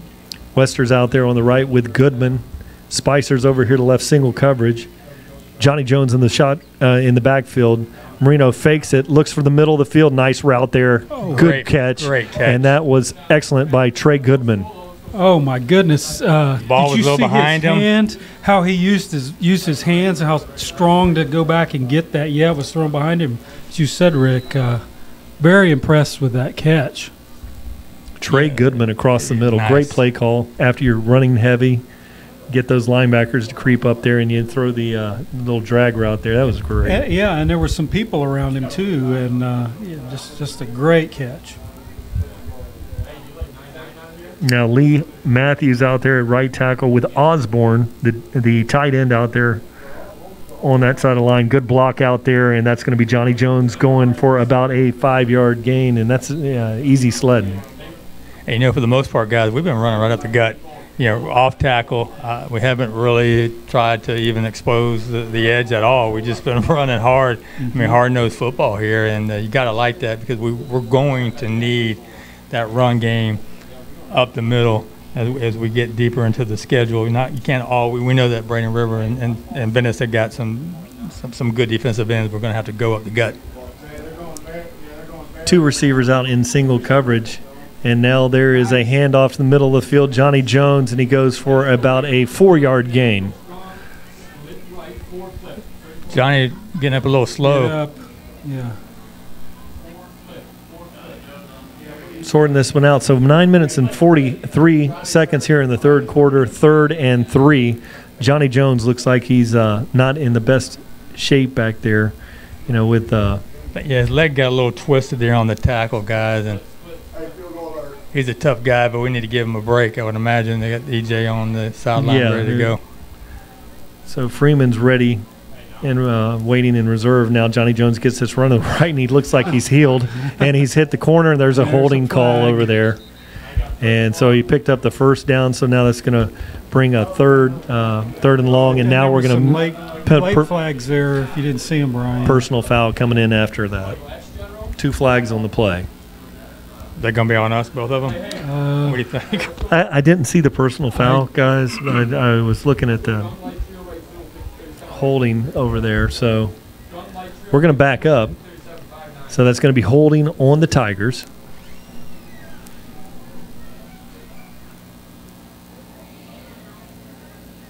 And then we have a unsportsmanlike conduct on the Tigers. Now that is your hitting a defensive play. It wasn't a personal foul, but it was a unsportsmanlike conduct when the arms are out like that, again, blocking somebody out of the play, away from the play. A defenseless player is my guess. And we're going to have to really clean those up. We've been called on that a few times this year, and it's basically a new rule now. And if that player is away from the play, you better not touch them.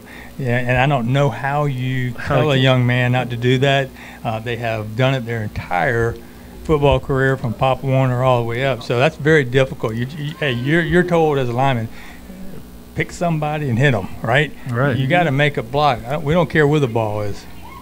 I don't get it. Your job is to block, and if you're away, you never know what's going to happen. And if you have a chance to put a defender on the ground, even away from the play, you live for those kind of shots. But in today's game, that's a rule change, and that's really come up quite a few times this year. Referees are out there talking to the captains on both sides of the field.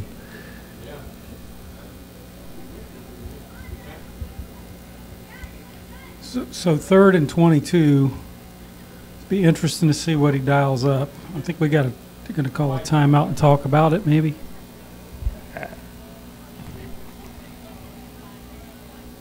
No. Don't know. I'm telling you right now, this is a good time to hit Jonte. If we can just get him in the middle. Yeah, this is a good time for a screen play too. Come on, David Burston's got that nice cut there, and he's got the middle of the field down to the. That's close. It's close. That is so close. Very close. A little bit short, but he's down at the 18-yard line. Looks like it's going to be close enough where they can go for it. What a great call. Jesse seems to be hurt. Jesse West is down on a knee, trying to get up. Looks like he's hobbling his left ankle. We can ill afford to lose Jesse. No, he anchors that left side, and he's the captain, and we've talked about it earlier. That's his line. Oh, goodness. All right, so that's actually with a clock situation there. Our prayers and thoughts are with Jesse now. With a clock, stoppage of play here with 4 and 3 while they're attending Jesse out there. Looks like he's favoring that left ankle. I didn't see anything out there. Was looking at Burston on the play, so I wasn't able to catch a look and see what happened over there.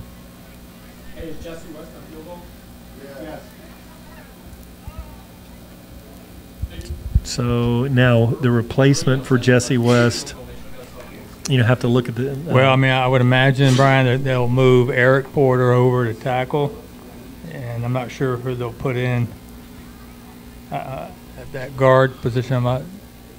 They've got some options.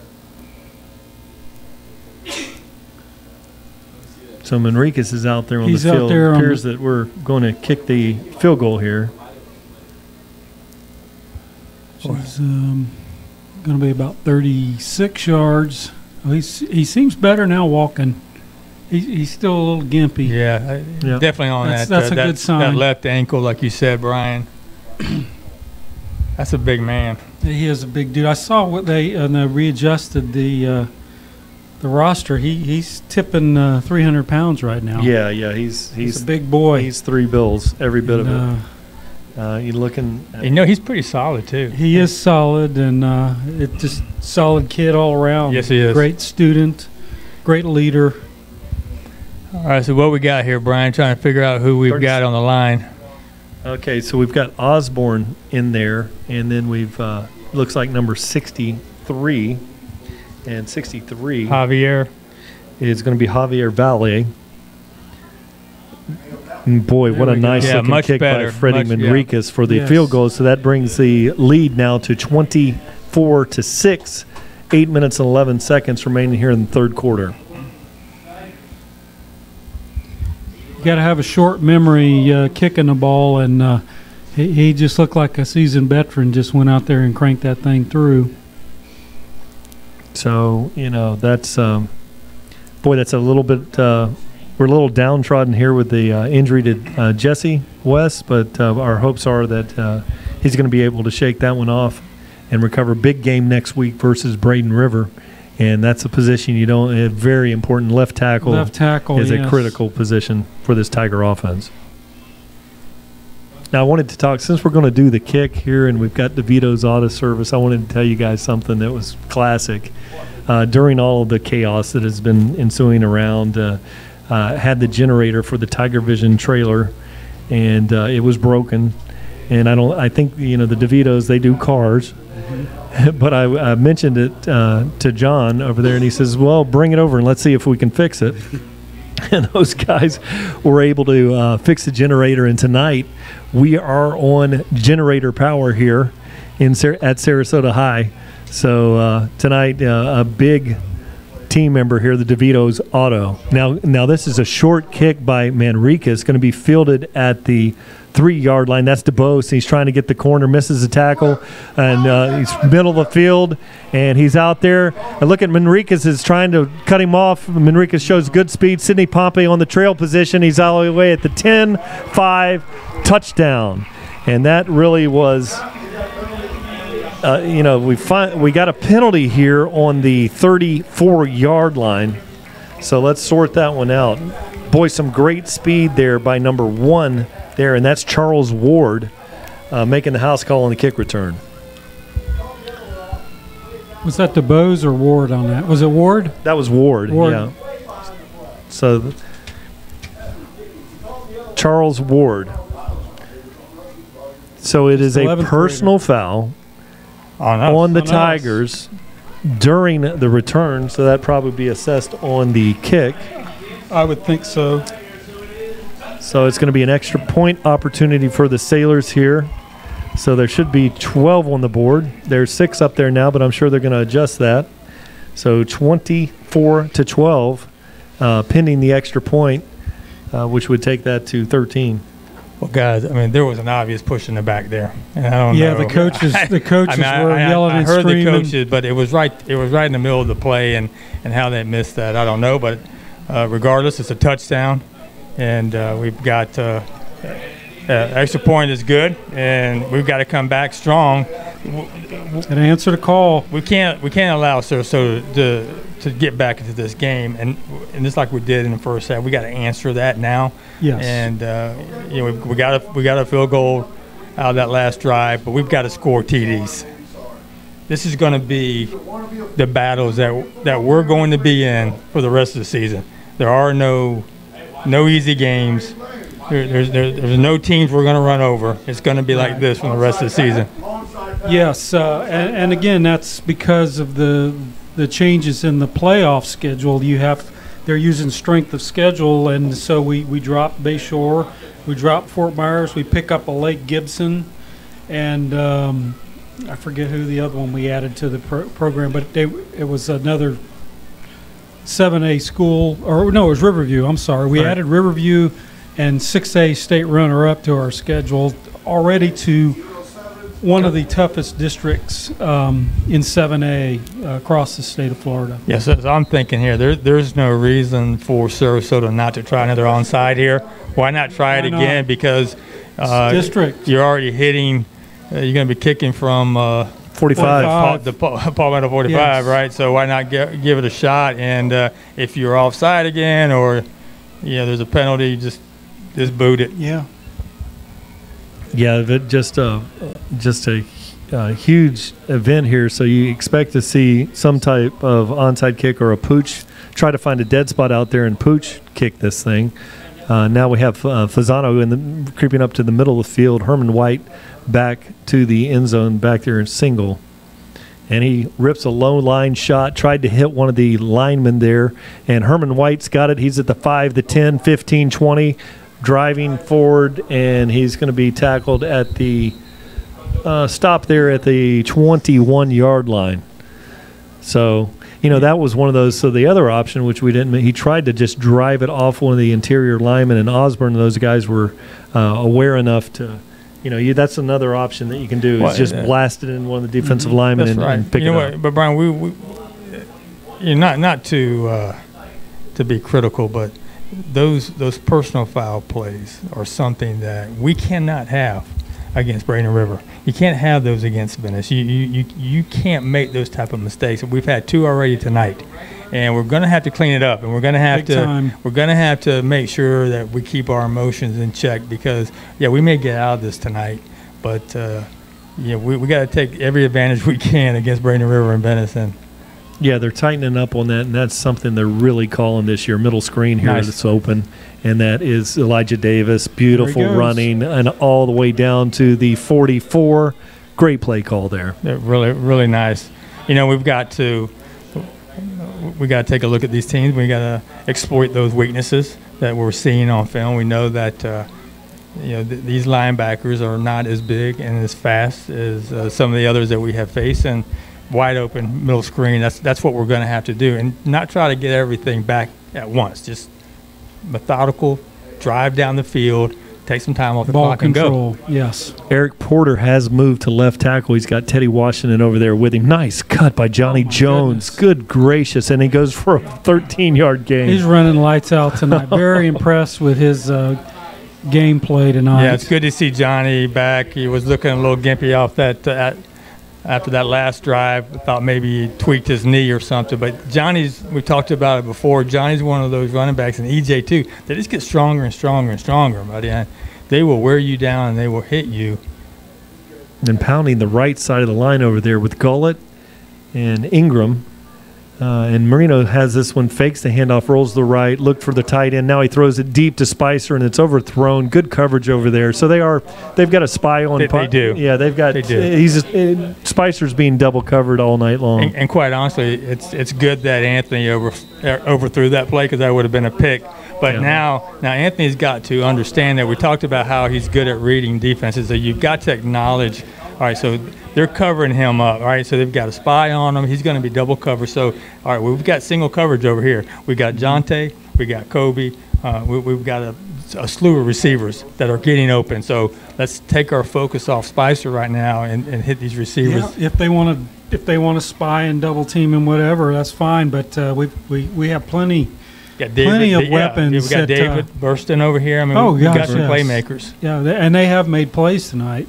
And in a little different wrinkle with Osborne not playing right on the end of the line, he split a little bit off the in a flanker position, but so you can go route with 2 receivers or fly routes down the left hand side, and then sprinkle Osborne across the middle of the field, because they've got 2 guys constantly locked up on Spicer out there, and it's like basketball. If there's two guys guarding you, somebody's open. Somebody's Right. open, And yes. it's the same thing that happens in football. Do you has Spicer ever? I mean, our tight end, has he ever lined up outside like that, little split? I don't think. Not I've that I ever seen recall. it.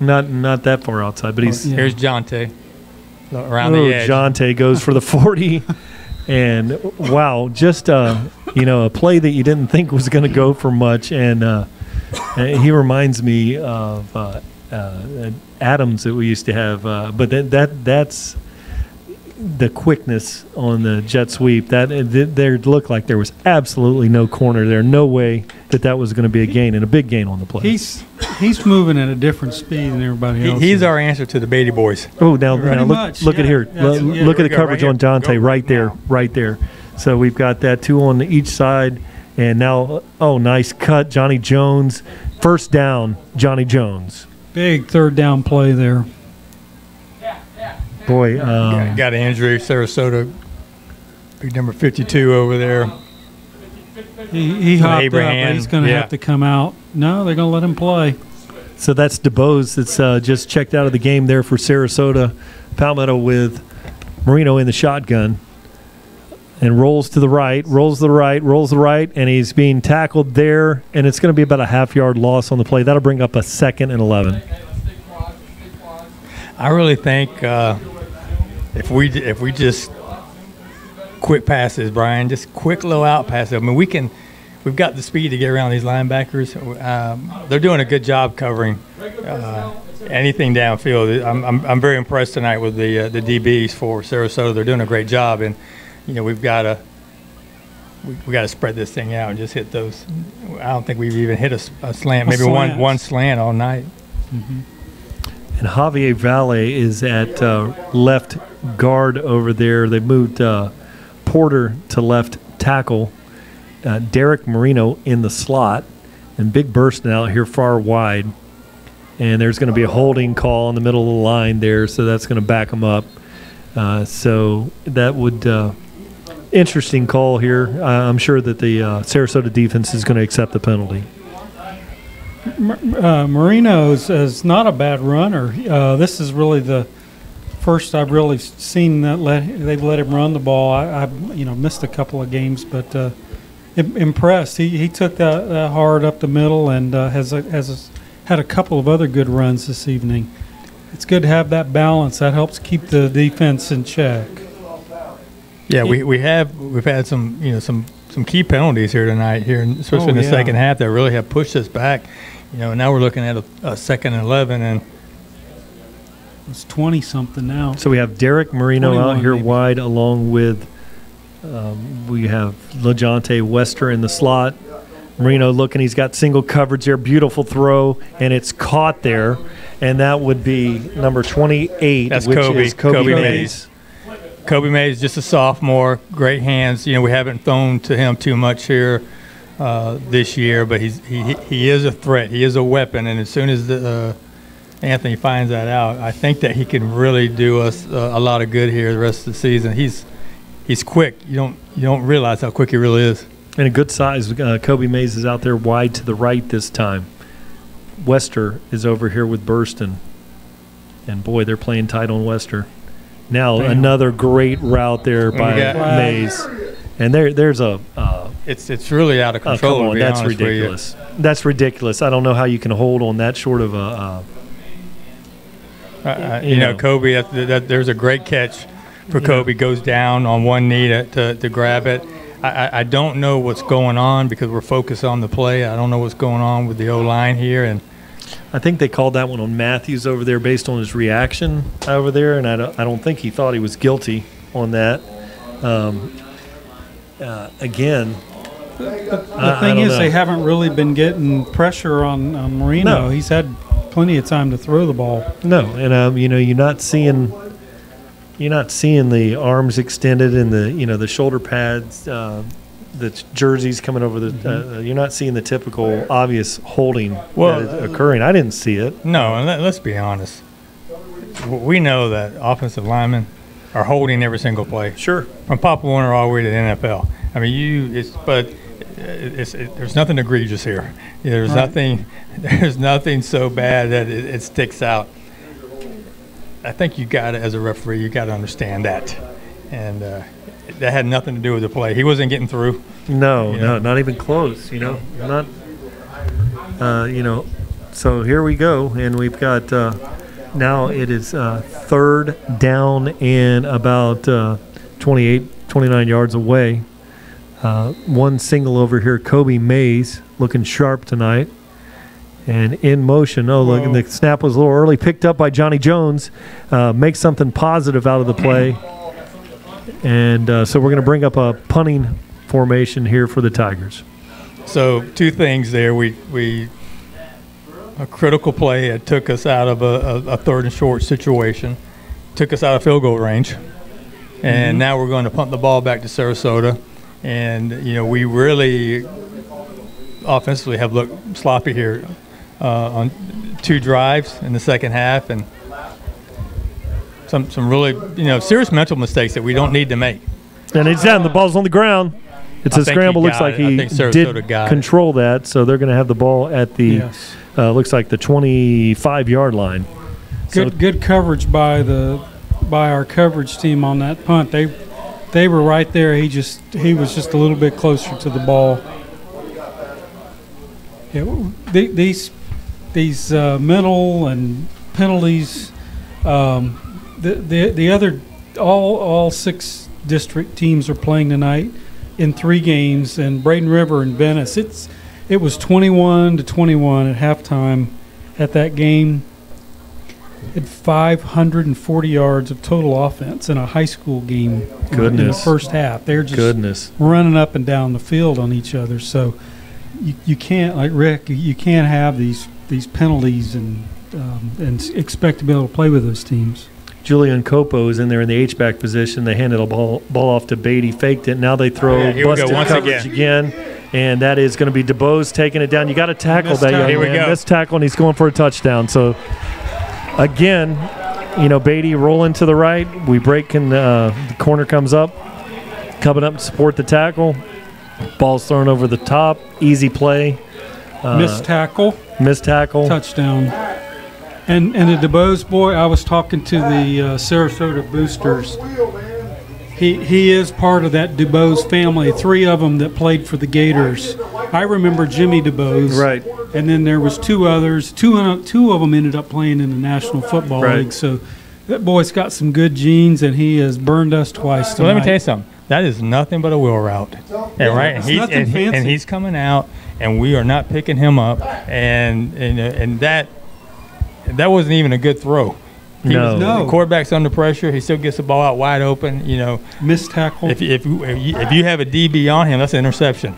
So we've got a ball game here, and now with 3 minutes and 33 seconds, it's 24-19. Your Tigers hanging on to a lead here. So number 18, Austin Wegman's going to come in and kick the extra point here. There was a flag in the back of the end zone here, but they picked it up. And so here Wegman is going to wait for the snap. And, very close to blocking that, but the kick is up, and it is good. And that was Tyreek Castillo that came over from the edge, almost got a piece of that one. So, gentlemen, we have a ball game. You take 3 big plays away from broken plays, and statistically we're dominating, but 3 plays, and we have us a high scoring ball game here. Well, this is just confusion, obviously, from the DBs. They're missing an assignment here. They got to clear that up now, because 2 times, 2 successful long deep passes that are wide open. Receiver wide open. I mean, DeBose is. There's no one 20 yards around him, and so the safety. I don't know if the safety is supposed to come over, or if the corner is supposed to stay with them, but they don't know either, because it's not happening. So we got to figure that out. real quick. And they've hit us on the strong side of the field on both of those plays, with the quarterback rolling to the right, and that's really a correction that needs to be made. 2 players, so. it should be an easy fix. Well, we're going to see a real good quarterback next week in Brian Gagg. He was actually their quarterback last year. Absolutely. When we played him, when we beat them 25-12 last year, or whatever the score was, but he transferred to Braden River, and we'll see him. He's just a junior and probably one of the best quarterbacks in our area.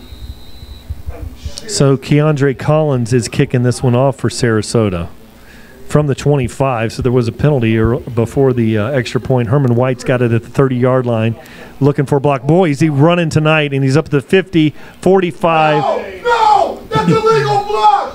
So he's down at the 43-yard line. Herman White seems to have recovered from his injuries, and the flag is down on the field. And coordinators up here in the box they're not thinking we saw an illegal block there. And that what? I tell you, once again, guys, it's that same call that we've talked about. The guy would have made the tackle. He had to clean him up. He's saying that the guy was nowhere near the play. How? I don't know how. The guy, if you spin out of a tackle and you have an opportunity to block something, so there's that call again. And yes, they're calling it this year, but as a football player, I don't know how you pull off of that. Well, I don't know block, how do you tell a player on a kickoff? Where's the parameters? Who do you block? Who don't you block? You have to have everybody blocking somebody because it's 11 on 10. You have to block everybody. He can't tell you that guy's not going to make that play, right? Yeah, it makes no sense. Marini's got it, and he hands it off to Elijah, and he's got the corner, and he's all the way down to the 35, 40, 45, 50 sideline, and he's going to be tackled right at the 50. And great run by Elijah Davis. Yeah, EJ, I think, guys, that's what we're going to have to do right now. We got to calm this offense down. We just got to run the ball, nothing fancy, just hit them in the nose. Grind it out. We got these two powerful running backs here. Let's try to get a score here and calm down. Trey Goodman's over here wide, and he's got Spicer out there wide to the right. Two single receivers, one on each side. And it's Elijah Davis. Got the ball left-hand side of the line. Good block over there. It's a fumble. Ball's on the ground. Sarasota's got it. He's picked it up, and he's going to be tackled at the ball's out.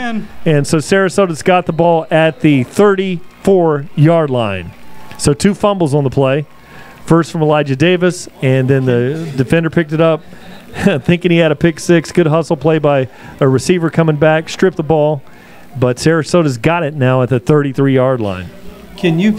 Guys, can you believe the turn of events here has kept these guys in? I mean, our kids don't fumble the ball. They run it hard and they hold on to it. I tell you, right now, this defense better find some swag right now and stop them from getting into the end zone because you talk about a momentum swing. That thing is swinging totally on the Sarasota side, and we've lost some confidence. You can see how down they are on the sideline. We've got to get that back right now, and the defense is going to have to do something special. So now 2 minutes and 47 seconds, a lot of time in this game, an eternity left here. Palmetto leading this game 24-20. Now that it's been a huge swing of events here, Sarasota player is down on the field. So now it's time for that defensive coaching staff to get over there and rally the troops. And we've got Sam Pasco out there, Charles Miller, Houston, Pompey, Trey Thompson. So we got to go and turn it up right here, right now. Defense has played very well, other than the two plays where the DBs got out of whack a bit. But do we have a turnover tonight? I mean, we have stopped them. We've contained them for the most part. No, defensively, we do not have a turnover. We need that swagger, like you said, Rick, and the time is now. All right, so it comes down to number 33, Reese Lyons out there, Sam Pasco, and linebackers. We've got Duncan out there, Houston, 23, Brandon Waiters out there. Trey Thompson in the secondary. Sidney Pompey out here in press coverage over here as a cornerback on the wide receiver. Oh, they roll the ball back there. They hand it to Beatty. We got a holding call, and he's got he breaks it for the touchdown, but there's a flag thrown by the back judge. So let's see. See if one of these goes in Palmetto Tigers' favor. Looks like they're calling Palmetto offsides or encroachment here. Let's see. No. Oh, no. Sarasota. Okay. So what do we have, a chop block there? It looked like. Yeah. That's what it looks like. So one of the defensive tackles were engaged, and then someone threw at his knees below, so they got the chop block call on that one. A huge play, and that's going to bring them back 15 yards. That'll be a 1st and 25, and ball is spotted at the 49-yard line.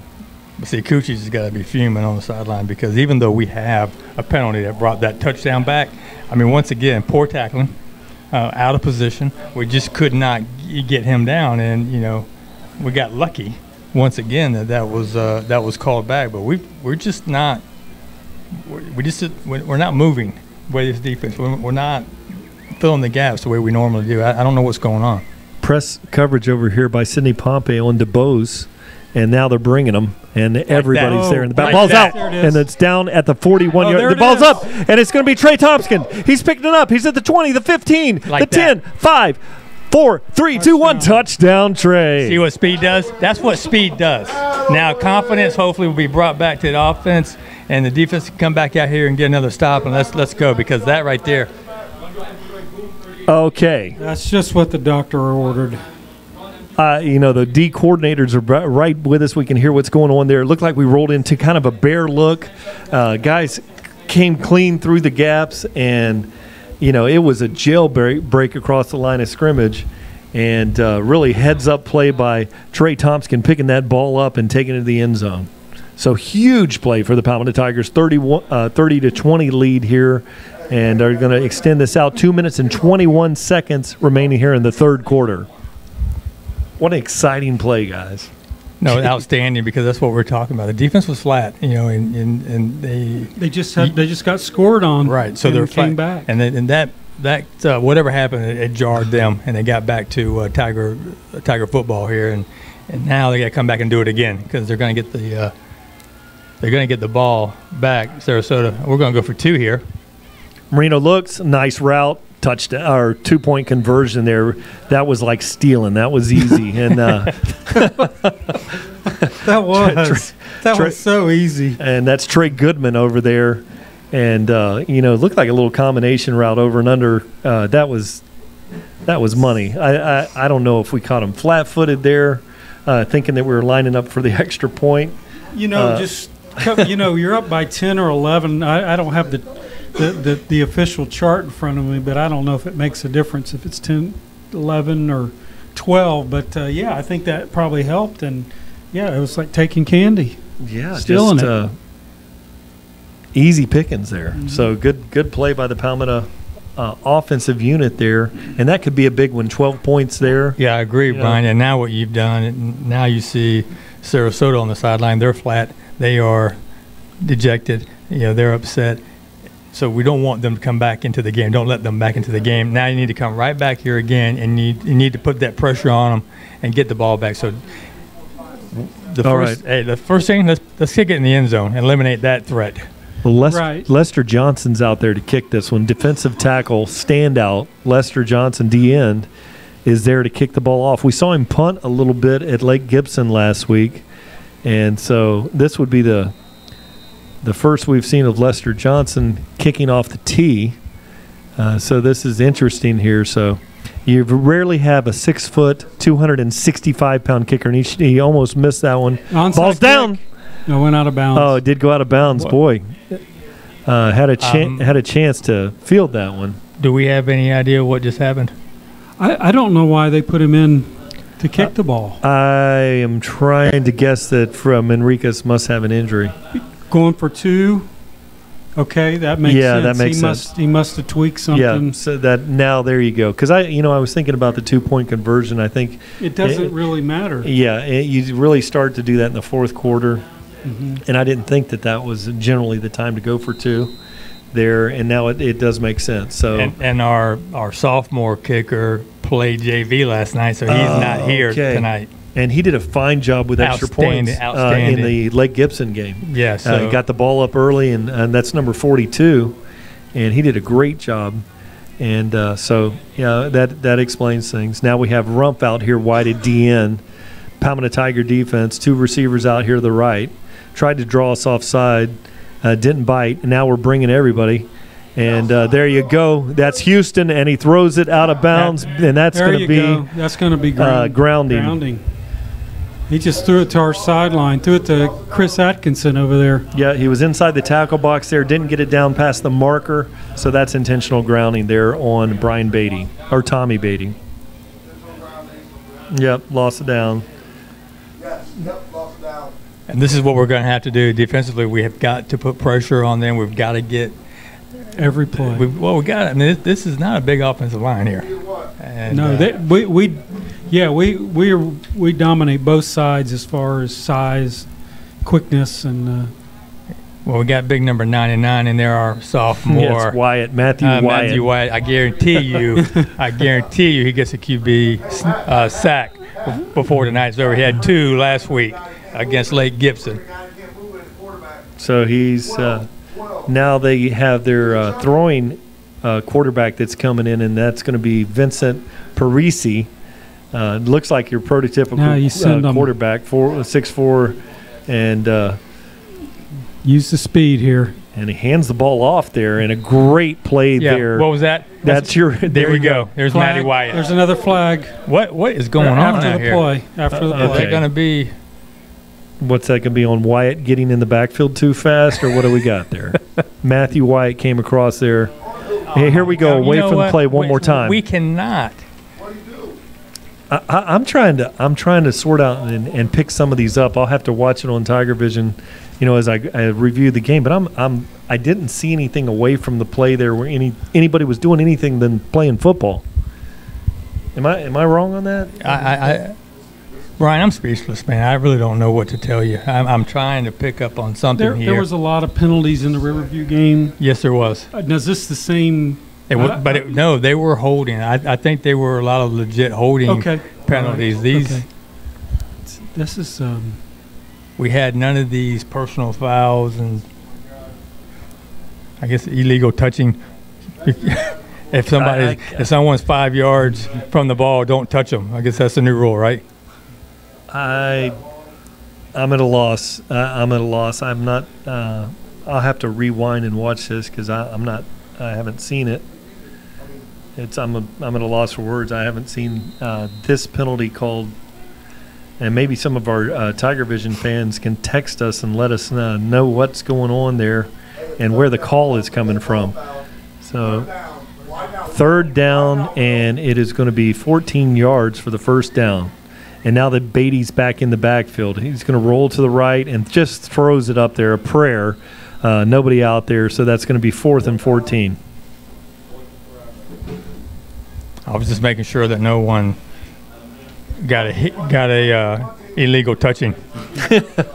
just making sure. What part of the field were you watching? I don't. Well, it's got to be away from the ball. I don't that's know. Hard to do. That's what I was doing. I'm used to trying to find the ball, and they're calling a foul down here on the 30-yard line. You got me, Kenny. I promise. As that ball, I could see it wasn't going to be caught by the receiver. I was scanning the backside of the field. Where's the flag going to come from? So now we have Jonte Wester back there to receive this one. Oh, very get on him. Terrible punt. And Rumpf got a little piece of it, I believe. So it's going to be about what do you think, a 8-yard punt there? Yeah. Yes. He had to one hop it like a shortstop and good pressure and he probably net 8. I saw Cucci over there fielding it and threw it back to the ref. Good field position, guys. So with 1:29 remaining here in the third quarter, Palmetto Tigers with good field position here on this beautiful dry field here in Sarasota. But, I've been thinking about weather and wet fields. I was thinking about my friends at Richardson Stinton Roofing, locally owned and highly experienced. Last week's storms have you convinced that it's time for that new roof? Call Richardson Stinton Roofing at 780-7463. So Palmetto Tiger offense now in great position here, starting the ball at midfield. And really, we've got the referees out there talking to the captains of the middle field, trying to cool things off here. Osborne, now here he is out there, tight end. He's in the slot position.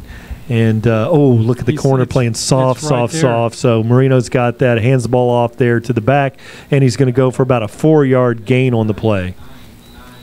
So that is a minute and 18 seconds remaining here. I'm seeing some things that might be out there. But There's a lot out there. Yeah. But, going back, we're running the ball, and until they figure out how to slow us down, why change? Every once in a while to keep them honest. Yeah. But there are a lot of opportunities out there. I see them too. 3 times 4 is greater than 10. If you can run for 4 yards a carry, do it. And that's something Tigers have shown. So here it is. Johnny Jones running hard, driving past the first down marker there. First down, Palmetto Tigers. Well, he popped somebody good there right before he went down with his shoulders. Now, Rick, I saw you turn your eyes away from the play to try to see if we had an out. Yeah, Johnny's hurt Johnny's down there. He's holding his knee. That looks like a knee down there, left knee. Left knee. He's trying to get somebody. So he did pick up the first down on the play. So the clock stops here with 43.1 seconds remaining. Is it a cramp? Didn't look good. Did they have his leg up? I'm trying to figure out what. I don't see him pressing on his foot and doing the cramp. Let's see what he's got here. Very concerning at the bottom of the pile. He's twisting and turning, driving to that first down. Extra effort. And that's a lot of times that's when you pick up a knee or a high ankle sprain.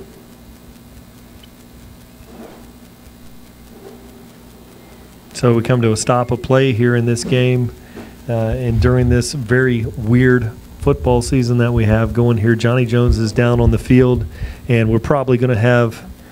I think it was a cramp. I think it was a cramp, guys. That's good. That's great news. That's fantastic news. While we got a moment here of this timeout, we were talking to Coach Marino before the game, and it has been a crazy month with this football, but the team went out and helped a lot of families move their stuff out to the road and everything. That's great. But Coach Marino, talk about what happened to Coach Marino here on the next play. Marino's got there. He's got Wester coming, jet sweep look, and then he hands the ball off to Herman White, middle of the field. Herman goes for about a 5-yard gain. Herman has showed us on his kick returns that he's got some speed, and is a very viable backup to the Elijah Freeman and Johnny Jones show. I think he's trying, hey, guys, I can play this game too. I can run it up hard. But Coach Marino actually tore he was wearing a sling tonight. He injured his arm muscle. His bicep, right? His bicep. Torn bicep. Trying to pick heavy load up out there and into the third quarter, Brian.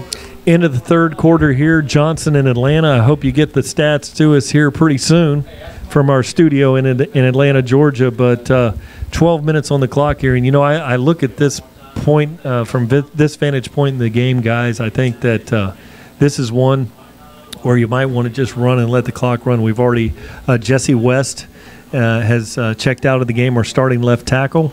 Good job of shifting things up there. But Jesse West and Johnny Jones looks like that may have been a cramp, but this is one of the things where you want the clock to run and get out of this game without any injuries. Big game next week. Yeah, and we need to really control our emotions next week and try to clean some of that up, because we're not very lucky when it comes to personal foul calls.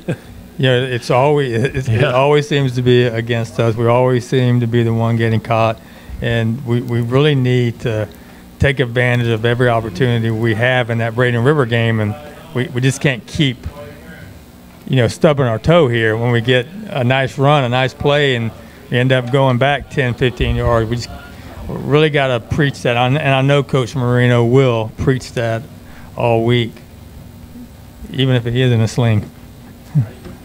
So now the fourth quarter, Palmetto has the ball here, 2nd and 5 from the 35. Marino's in the shotgun back there. And he's got Elijah David back, Johnny Jones back in the backfield. 30, he's at the 15, 10 yards. So Johnny Jones, or Herman White. Herman White, So they yeah. slipped Herman White in there, and a great run by Herman, great blocking by the right side of the line. Yes, Herman's playing lights out tonight, taking advantage of an opportunity here, and again, it shows the depth we have at running back here. We can just put in. He's a seasoned veteran as a senior on this team. We've Right. watched him play before. We know he can play, and there's just a lot of talent at that position. You know what? Right now, why do anything different? Just pound that rock, and Amen. they're not thick up front, so we can handle it. Burston's got single coverage out there. There's the throw out Or you there, and can- that's to beautiful. That is to Teddy Washington. Drives forward for a 7-yard gain. We're going to get a holding on a quick pass. You got a pass that gets out of there in 0.5 seconds, and we've got a holding on the interior line. I don't know what to say anymore. I I don't truly. either. Oh, they And picked did it wave up. the flag. They picked it up. They waved it off. Guys. So that's going to be an 8-yard gain on the play. So let's see if they got the spot right on that, because Washington was able to slide on for an 8-yard gain. So it should bring up a 2nd and 2. Let's see Gentlemen, where the spot. It's a hold or it's not a hold. That's not very often where you see them pick up a flag on a holding call. Very rare that you see a holding call, with- a holding on a call quick on a pass. on a quick pass. 0.5 seconds. I'm looking for Kobe Mays over here. If they're not going to run it, throw it to Kobe. All right, Marino's got it. He hands the ball off. Herman White, he's got the edge. He's at the 5, 4, Oh, 3 we got to another the hold. 1 There it yard goes. line, and there's another hold called there, and they're still going to call that They're going to on call it on Osborne, you think? Osborne out there. Man, good run by Herman White. You see him split through those defenders. He was smelling that end zone. Herman He White wanted it. he's had a bit of I think a groin injury earlier, but he's right as rain tonight. Herman White is on tonight. Are you kidding me? He called that? No, I gotta agree with the coaches on that one. I really do. They're just calling some very weak penalties. Yeah, we unfortunately we have noise canceling microphones here, but that's we're all in bewilderment up here, and so here we go. It's 2nd and 12, and Herman White is in the backfield. Spicer's out here wide to the right. Goodman's out there wide with Jonte Wester, and that's Herman White again, That's middle good. of the field driving, and he's going to go down to the 9-yard line. So a nice little drive there, and so that's going to bring up a 3rd and 8 here, and so we still can make a first down without scoring here. So at this point, what you want to run is something. I think we're going to do a slant. What do you think? I'd run something in front of the goal post in there and come back to the first down marker, because they're going to guard the end zones with a DB might get confused back there. Well, we don't have. Goodman's back there. Osborne's out there wide. Run it, throw it. Look at Osborne out here. Yeah, we don't have Jonte in there in this package. Marino hands it off to Herman White, running strong, and he goes down for about a 3-yard gain, and he's down at the 6-yard line. Now, we don't have a kicker, right? So Right. We're going to go for this. Okay, so It's going to be 4th and about 5? Yeah, here comes in Jonte in this package. You got David Burston in this package. So you've got a lot of options here, Kenny. Mm-hmm. and you got a wide boundary over there. Start Jonte over here to the right and have a little jet sweep over there to the left. Let's see how this one. And Burston's out here in single coverage. We're going to get a timeout. Palmetto Tigers. Think things over. Well, while we got a timeout, we have a watcher watching Tiger Vision from Montgomery, Alabama on Maxwell Air Force Base. Looks great. Y'all sound awesome. Any idea who that would be? It could be Jordan Varnador, my Jordan son. Varnador. Man. This was his vision 5 years ago to create this Tiger Vision. Haven't talked to him in a while. Miss him very much. And I am going to talk about the Tiger Vision crew here tonight. Yes. And the job that they've done. Christian McClanahan, he's been fantastic, and I'll talk about that, the effort and the work that's been put on here, and they're picking up the pieces here. But good to hear from Jordan. I haven't heard from Jordan in a couple of weeks now, and good to hear from him again. Fourth big play here for the Tigers, hanging on to this 32-20 lead. Normally you'd have a field goal out of this situation here, but Manriquez is injured. And so now we're going to line up Jason Spicer Jr. is going to be out here wide. LeJonte Wester in the slot over here. So two receivers out to the left, Burston out far wide. There's no way they covered Jonte. There's no way. Okay, Goodman in motion. He's got him. And then he looks the middle, he's wide open as See, that should be a Spicer's penalty. wide. There's there a you flag. go. Okay. And that was to the head. That was too. good job by That Jason is something Spicer. to get ejected from. Great play call. Great play call. Yes, it was. I had to say that I'm looking at all the things going over there to the left side of the field, and Jason, Jason just run a hook back there. That's all he did, and he was by himself, back of the end zone. Great play. And Jason Spicer now, he had a ball go through his hands earlier that we scored on, and I think Jason hasn't been targeted, but a couple times tonight they've been playing double coverage on Jason Spicer. They've obviously, their game plan tonight was to keep the ball away from him, and one pass for a touchdown. That's good. Yeah, I think he was in single coverage, and there's your result. Jason Spicer, very difficult guard out there, and good sure hands, and now the Palmetto Tigers extend this lead to 38-20. Yeah, we definitely have something going on with Freddie. It looks like we're going to go for two again, guys. So we know that. All right. Well, Freddie's he's fighting something here. But that player that played JV is he'll be here next week. There's no doubt about it. Yeah, the left foot if needed. Yeah, he's available, and for next week's game versus Braden River, critical. Now Marino takes this one, looks for the slant. Nice job, nice job, and then he throws that. But the look off, what he did, he looked off the safety there in the corner. We were open over there, unable to make the play, and I thought maybe that's a play that we make over there. I don't know what happened. We got another flag over here. Maybe did Burston jump too early, or I think maybe he jumped a little early. Maybe Anthony throws a little sooner. Sideline violation on Sarasota. Hey, listen. Marino, sideline violation. So we have a sideline violation on Sarasota, and here in high school, that's automatic penalty. It's not a warning anymore on the first one, is it, guys? I'm not sure. Yeah, it changes from college to pros, and yeah, we've got the ball on the 45. So you don't. Maybe they've been warned earlier, but that's going to be.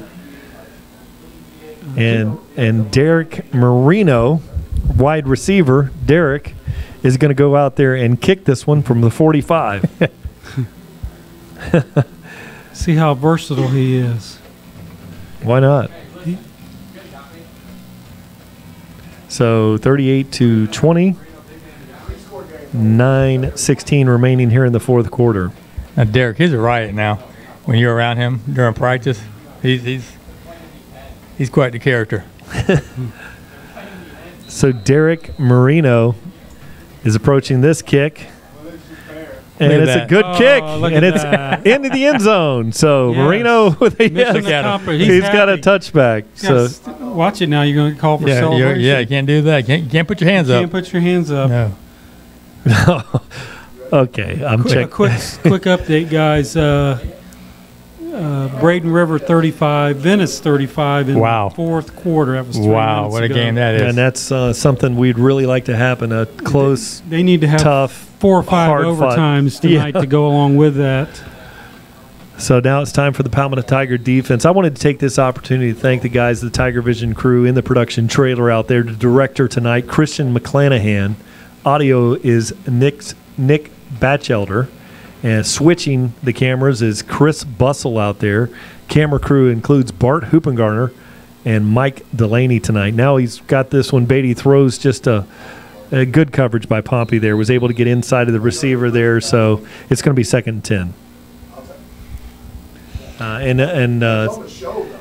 we have. I also wanted to thank special thanks to the Palmetto Athletic Booster Club. Special thanks tonight to Kathy Vincent. She's the president, and Mike Vincent, and they've been unbelievable. Mike has towed the trailer here for us tonight. Yes, that was very nice. Picked up gas, for us here, and just a huge boost here for the crew here. And I also wanted to thank Mae Bergdorf, who's on the assistant AD here at Sarasota High School. So now they're lining up with trips over here to the left-hand side, single receiver out here to the right. Beatty's got the ball out of the shotgun with Beatty in the backfield with him there. Throws the ball in the middle of the field. That one should be picked off. Okay, so peeling back, that was Derek Bradley. Derek will never have one as easy as that one. Yeah, they'll be all over him. Yes, when he gets back. It's he'll be dreading that play coming up on the film when they look at it tomorrow morning. It doesn't come any easier than that there. No.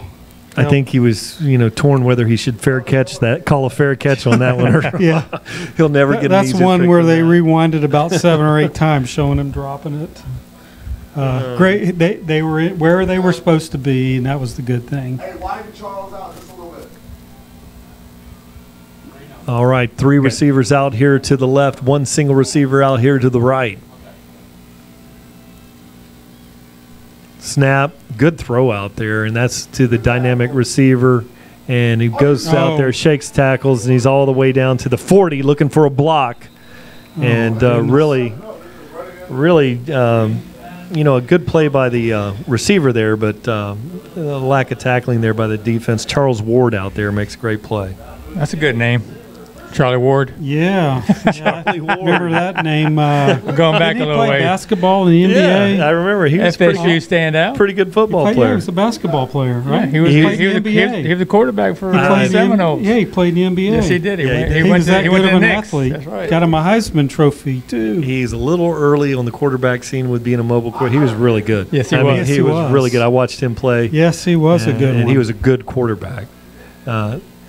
And there's the throw out there. Ball's low, incomplete pass. He was too early on the scene. He would have been the Russell Wilson, 10, 15 years. He would thrive in the NFL. He would have been in that type. He would have produced, and he would have been that type of quarterback. And played a long time. But he ended up playing in the NBA for a great career. Yeah, sure did. Long career. Yeah. Play 2 sports at that level is just truly amazing. Very few can do that. What you got with it? 3 receivers out here wide to the right. 1 receiver there. Beatty's back there in the backfield. Look for him just to throw something up. Oh, Reese. And Reese Lyons chasing there. Beatty's trying to get the corner. Man, he is very quick. And then he gets the sideline over there just short of the first down. Oh, it's going to depend on the spot. He's got some moves, doesn't he? Yes, he's quick. He does. He has been running all night, and he's still fast. Yeah, he's all over this place. He's gifted. He's got a different gear. Thank you. So now 1st and 10 here. Sarasota down 18, 8 minutes and 34 seconds remaining here in the 4th. Again, same formation, 3 out there on the right, 1 single receiver out here to the left. The Beatty's in the backfield, Brian and Tommy. Beatty looks middle screen, fakes it, rolls to the right. Oh, he takes a big shot there. Receiver falls down. He was wide open. Flag over here. There's a flag on the 50. They were wanting a flag down there on the sideline. Well, okay. They gotta. They called it. Called it against them. Yeah. No, the offensive lineman was past the first down marker. The lineman was down. I was watching, and then Matt Brazelton here, of course, was all over it. And when your offensive lineman is 11 yards, past the first down marker, he's probably down illegal lineman downfield. So now that brings up a 1st and 15. 8 minutes, 25 seconds remaining here in the 4th. And now they got the tall quarterback. see if they bring him on this one. So there you go. You got the. He looks. Oh, everybody he has no comes. chance. And, No okay, and chance. Tyreek Costello layoff, and that's Houston. They brought the house. There, and Latoni Martinez back there, and that's you got the passing quarterback there. The defensive linemen were relieved. They were like, okay, we can stay in our lanes. Pin our ears back and go. Right. You know? No, I mean, and he's that's probably huge. He's not slow, but he's just he's going to play slower than the other kid because he's just so fast. So yeah, it's in the house. Yeah, so that was Vincent Parisi, and when Parisi got in there, that defensive line was happy to see him, and they came. Now we're back. Now we're back to Beatty back Beatty's in the back. backfield. That's Tommy Beatty back there, 3 receivers, and it's a quarterback draw, and then Wyatt nearly comes up with it. He's got to be out of He bounds. caught that 2 yards out of bounds. He looked way out of bounds on that. Yeah, he was standing on the player line there where they're supposed to stand when he caught it. Okay. So, the referees didn't signal incomplete pass or, out of bounds or anything like that. They were looking for an illegal touching. Yes. So they were not focused on Yes. where his feet were at the time of the catch. I'm sorry. We have to brush up on the rules here. Okay. I know they changed the districts around, but this other blocking thing is. Latoni Martinez back here in linebacker, and Duncan's out playing wide, and they throw the little screen to man. Beatty out there, and an excellent play out there by Kendall Reynolds. And so there's a flag in the backfield, roughing the passer, so that's going to be a 15-yard penalty. First down. Is that first down? I don't know in high school, is that a first down or not? There's your quiz for all you Tiger Vision fans out there. Roughing the passer, 15-yard penalty. He's going to be a first down anyway. No, That was third no, it and went- 23. it was third and 23. So technically, it would be 3rd and 8, but Where they're we moving at? the chains. Yes. Terrible, bro. They're giving us a first. They're giving Sarasota a first down. He kept his hat out of there. All he did was kind of extend his arms. It's like he threw Oh, my goodness. Oh, my I think Coach goodness. Brazelton's getting a little excited. over there in the booth next door. Brazelton's relatives in Massachusetts and Virginia Yes. are watching Tiger Vision. Maine and Virginia. Maine and Virginia. Maine and Virginia. And we were supposed to remember the 2 towns, Yes. but that was 3 hours ago. And he's absolutely coaching them that's up. just missed tackling, man. Yeah. Oh, easy. That's going to be a personal. flag. That's a gonna big be one. Flag. Where is it? That's a big one. That's going to be on Lester Johnson, Lester tackled laid him on the out track, and that's a big one. That is something you do not want to get somebody suspended so that it goes into the next week. Right. Are you not? I know their coaches are all over the field, and that Yeah, doesn't. they're halfway out. Was there My a flag? God. No, there was not. Oh, I mean, Okay. Well, I was just we've seen expecting that. everything tonight. So he was tackled. Eventually ended up on lane number 2 on the track. Yes. Oh, he was in between Laid out. lane number 2, 3, and no flag. With big Lester laying on top of you. Okay, I've seen it all. Now it's 2nd and 2, 6 minutes and 29 seconds remaining. Throws it out there, wide open receiver. It's Beatty, and then he puts a move on Latoni Martinez, and cleaning the play up was Kendall Reynolds.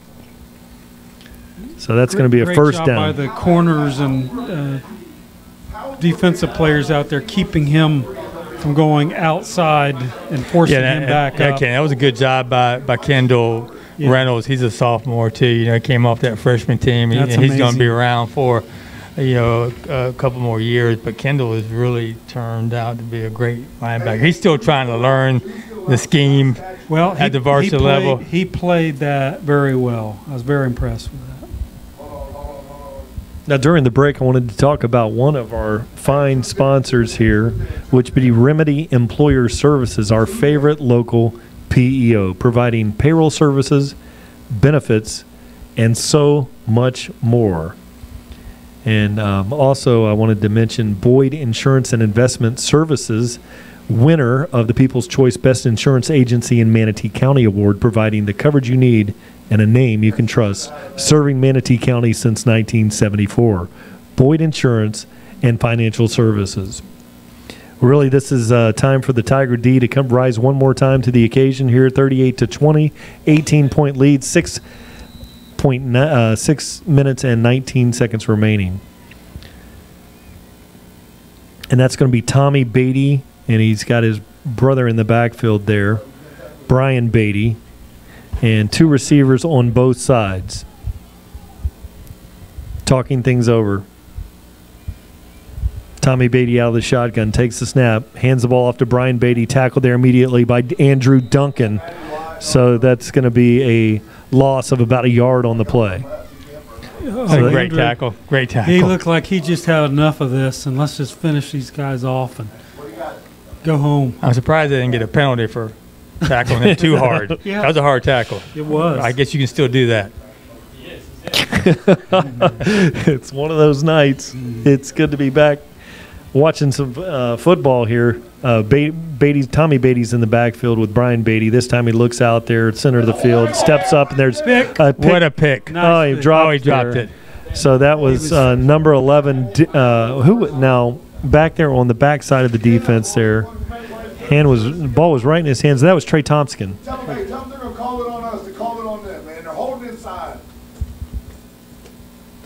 Called it all night against them. Yeah, and coming off the edge there, pretty good pass rush there, and I could see one of the players on the interior side got absolutely tackled. It was Matty Wyatt. Was it Matty Wyatt? It was Matty. I mean, they're tackling, they're holding. What you And got, Pat? Okay, cover 2. All right. One up the seam, one up the seam, one up the seam. Deep edge, Robin. That's fine. 6, All right. Beatty's looking, throws the ball down the middle. Oh, good position there. That one was going to be Derek Bradley was in great position on that. Route was on. If it had been a better throw, we'd had an interception. Cover 2, that's cover 2 beater. all right, so they're going to go for it, obviously, here. 4th and 14. Yeah, they're down 3 scores. They have to. So now 38-20, Sailors 4th down, a critical 4th down. This is it, the play of the game. If they don't convert on this one, this is going to be about the end. So with that, they're going to call the timeout. That's going to be timeout number 3 for Sarasota. Yeah, I don't think that's the smartest thing to do right now. If you're going to burn your timeouts, you're going to try to. You're done, right? You're going to try to score, and then 3 scores, 5 minutes. No, you really needed to score on this play. The timeout here, that's it. Right. That's it. So we got to be smart here, Kenny. Yes, defensively. cover the wheel Just routes. cover the wheel routes, and They're also going to run the wheel route because that's what's worked for them on big plays here. Run the quarterback to the long side of the field or the strong side of the field, Inside. and then just throw it up and Throw it up and players make plays. Yep. Especially when you get wide open. So you're going to avoid the middle of And I see DeBose is in there, number 4. I got a text here. It's you, Jordan, Rick, and Bobby. When did Brazelton join the broadcast team? So Who was that from? Tom Porter, wasn't it? Oh, Tom Porter? Tom Porter. Oh, he's our sideline reporter in the other booth. Oh, No, it's just a little. What in the world are they trying to get? Great get tackle. Oh, my goodness. Great tackle. great. And Textbook. Textbook. That's That's gonna Tony be Martinez Tony coming across Martinez. there. And that really the timeout for Well, with all of the options that they have and all the speed but I tell you though, if Latoni doesn't make that tackle, yeah. I mean he may pick up a first down on that. That was Yeah. just a great individual effort right there Made the to play. get one of those speedy Beatties. Yes. Well, that's I wanted to take this opportunity to give some shout outs to some people watching us. Tino Amasquito is watching us from Sterling, Illinois. That's a hometown there, very near Brad Belima of Arkansas is from that area, and also New York Yankee manager Joe Girardi are from that area. Bill Davis is watching us from Tallahassee, and we'll watch Palmetto High offense, and I'll give some shout outs here. Oh boy, good Herman White, and they're going to call. There it is again. Now that was called on the left. That was called on. That was a toss to the right side of the field, and the play call is called on the left tackle. But it wasn't. They're trying to get What? Lee Matthews for a hold. Matthews. And it wasn't a hold. And I guess I thought they were. And when he gets blocked and throws, so he threw his hands up. Goodness, mercy. So that, holy cow! All right. I'm not going to harp on this too No, much. This is no. terrible. It really is, guys. It is. Good run. Herman White clearly had the edge over there. Matthews was out there, I don't know, blowing the guy up, and the guy turned his back on him, and then, I don't know what that was. And now we have Don't touch Herman anybody. White's got it. Don't touch anyone. And Just leave it alone. he goes for a 9-yard gain. My colleague Rick Wells is saying, "Don't touch anybody." Going off there, I mean, it's ridiculous. It really is. Okay, 4 minutes and 23 seconds remaining on this. I also wanted to talk. I mentioned Bill Davis from Tallahassee, Rich and Delisa Robick and family, and the Wagner family in Palm Coast, Florida. Randy Treadway has watched us from Franklin, North Carolina, but he's watching from Parrish tonight. And finally, my good friends Debbie and Randy, they've watched us from the northeastern United States also, and they're frequent visitors here on Tiger Vision. So now 3 minutes and 59 seconds remaining in this one. Palmetto Tigers trying to put the icing on the cake. Marino's back there, and he has one receiver on each side. Herman White got the edge again and didn't quite, I think our offensive linemen are getting afraid to block out there. We're in good position. No, they absolutely are, Brian. I mean, they don't know Seriously. what they're supposed to do right now, and they're just trying to square up on them, and if they get to the side of them, they're just letting them go. They don't know what to do. Yeah, we're really in good position there, and that side is very aggressive over there with Matthews. But, I don't know. We've had so many holding penalties tonight and so many away from the – it's so now we have one receiver on each side, Derek Marino. And it's just a quick hitter inside, so that's going to go now. That brings up a 4th down for the Tigers. Interesting situation here. Manriquez, the punter, is out, and that's a 4th and 10, leaving the offense on the field. They don't have any timeouts, so you might just want to run a wide play to the wide boundary, and that'll put the clock inside of 2 minutes anyway. So we may have to burn a timeout here to figure out what we're going to do, because I don't. Yeah, just let the clock run down and then call it. Probably have Lester Johnson go back there and punt. We saw Lester attempt to kick off, but he did punt in the Lake Gibson game. So it's going to be a critical timeout here for the Tigers, and this is one you just want to get the ball out. Don't worry about how nice the kick is. It doesn't have to be pretty. Just get it down the field, and we'll go and regroup and play defense. We got a final in that game in Braden River, Venice 41, Braden River 35. So that puts Braden River in a must-win against us next week, which will be an interesting scenario. We somehow are able to knock them off. They'll have 2 losses in the district. So yeah, it'll be a big game next week. Yeah, they're going to come into Tiger Town ready to play for sure after a tough loss like this.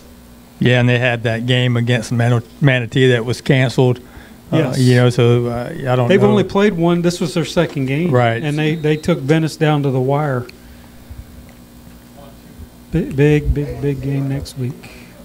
All right, now in punting formation, Derek Marino, and we have Tommy Beatty back there to receive this one. He's electric, and no telling what's going to happen here when Derek punts this ball.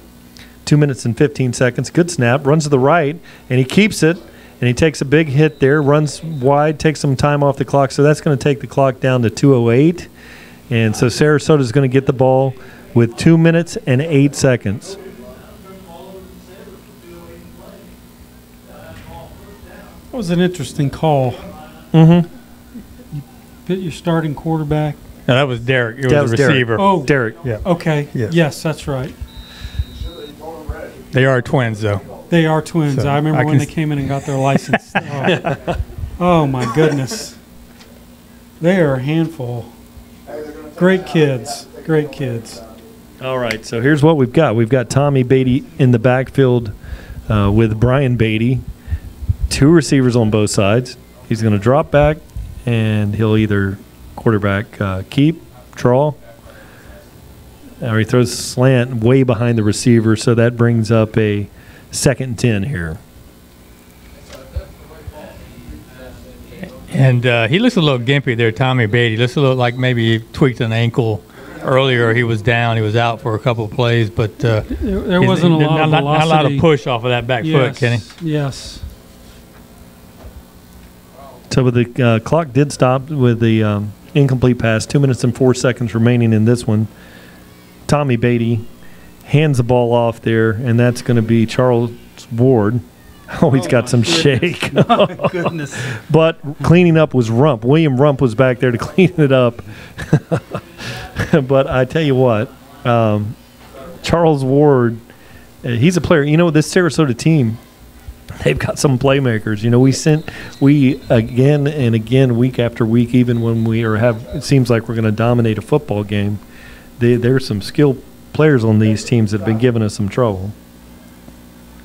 And I think it's really more about the players, the talent that we face, you know, than the lack of execution by our players. That's why the college coaches hit our area so hard recruiting, because not only do we have talented players that come out of this area and that go on to play Saturday and a few on Sunday, but the teams we play against, same thing. Now here's a toss play to Brian Beatty, and he's going to be tackled. Ball's on the ground. That was loose.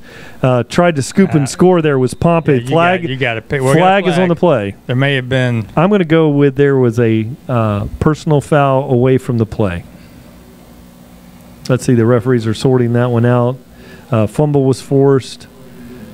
Let's see what we got. We're thinking scoop. Was it a late hit on the back? There's no telling. There's absolutely no telling right now. It's going to be a personal foul away from the – okay, personal foul. Yeah, against us. Against Palmetto. Obviously. Yeah. How about that? That's the first one we've seen. I think they tackled the quarterback too hard. I really do. I think that you have a gauge between a mild hit and semi-tough. And you can't go over that. There's no standard. It's just whatever you feel. Yeah. If you hear him say I think then you throw a flag, I guess. Has there been 20 flags called? Well, it's been unbelievable. I'll say this: we've compiled a lot of penalty yardage, but I don't think we've had a lot of penalties. All right, Sarasota has this with a minute and a half left on the clock. We're up by 18. Big quarterback looks to the out route, and he's going to be tackled there, and that was a hard tackle. Body slam. Was very hard. Hit him up high, and we were okay on that fall. Reese Lyons with a shot. That's just because he's tall. I guess he's okay, so you got to gauge it. Okay, this will be it. There's 25 seconds, and you think that Palmetto defense is going to pin their ears back. Watch out for Kendall Reynolds. He at the end of the game like this, he seems to get a running start. Right. The quarterback's got it, and he steps up, and he's going to be tackled there. Oh, no. You can't do that. You can't do that. That's okay, though. You know, and be honest with you guys, typically that would be called. They don't like it when you do one of those wrestling moves, you know, and drive them down like that. But they didn't call any of that. Yeah, a little souffle. The game is over. We have survived. We survived. You know, with almost 3 hours. Almost 3 hours here on Tiger Vision. 10-21. Palmetto Tigers win this one 38-20. We're going to be checking in with our Sky Tower in Atlanta here soon to get you some statistics on the game. Really a game filled with penalties. So much stoppage of play. Hard to get some excitement in the game. But it's a district game, a very exciting game for the Tigers. It's a win, district play. And on to next week. Really, the product out there, we saw a lot that is still, you know, there's a lot of things that we have to build from this. And just a bizarre, after the most bizarre 3-week run of high school football, here we are on Thursday night. And let's Friday night next week, let's get back to the norm, guys. Well, hopefully so, because what we need to do, you know, Braden River will be looking at the film from tonight's game, and they're going to see the big plays that Sarasota was able to get on us. So we're going to have to clean a lot up, obviously, and we're going to have to clean up the true personal fouls, if there were any tonight. And I'm not really sure if there were any, but whatever we're doing behind the play will have to be corrected, and just keeping our emotions in check. And we just don't need those type of penalties next week against Braden River, because it's very difficult to come back from those when you're facing a team like that. Yeah, I don't suspect that we'll see that again, really. I think that this was it was a game, just a lot. We were looking at the yellow flags on the field for the entirety of the game. And I think we may have some statistics here, Ken, from Atlanta, Georgia. Yes. Well, I saw Idaho in here, too, somewhere in his name. But the Tigers, 31 rushing attempts for 265 yards. That's just phenomenal. That's over 8 yards a clip. You take that any night of the week at any level. Very good passing as well, very efficient passing. 14 of 18, 78%, 185 yards. So nearly 450 yards offense for the Tigers tonight.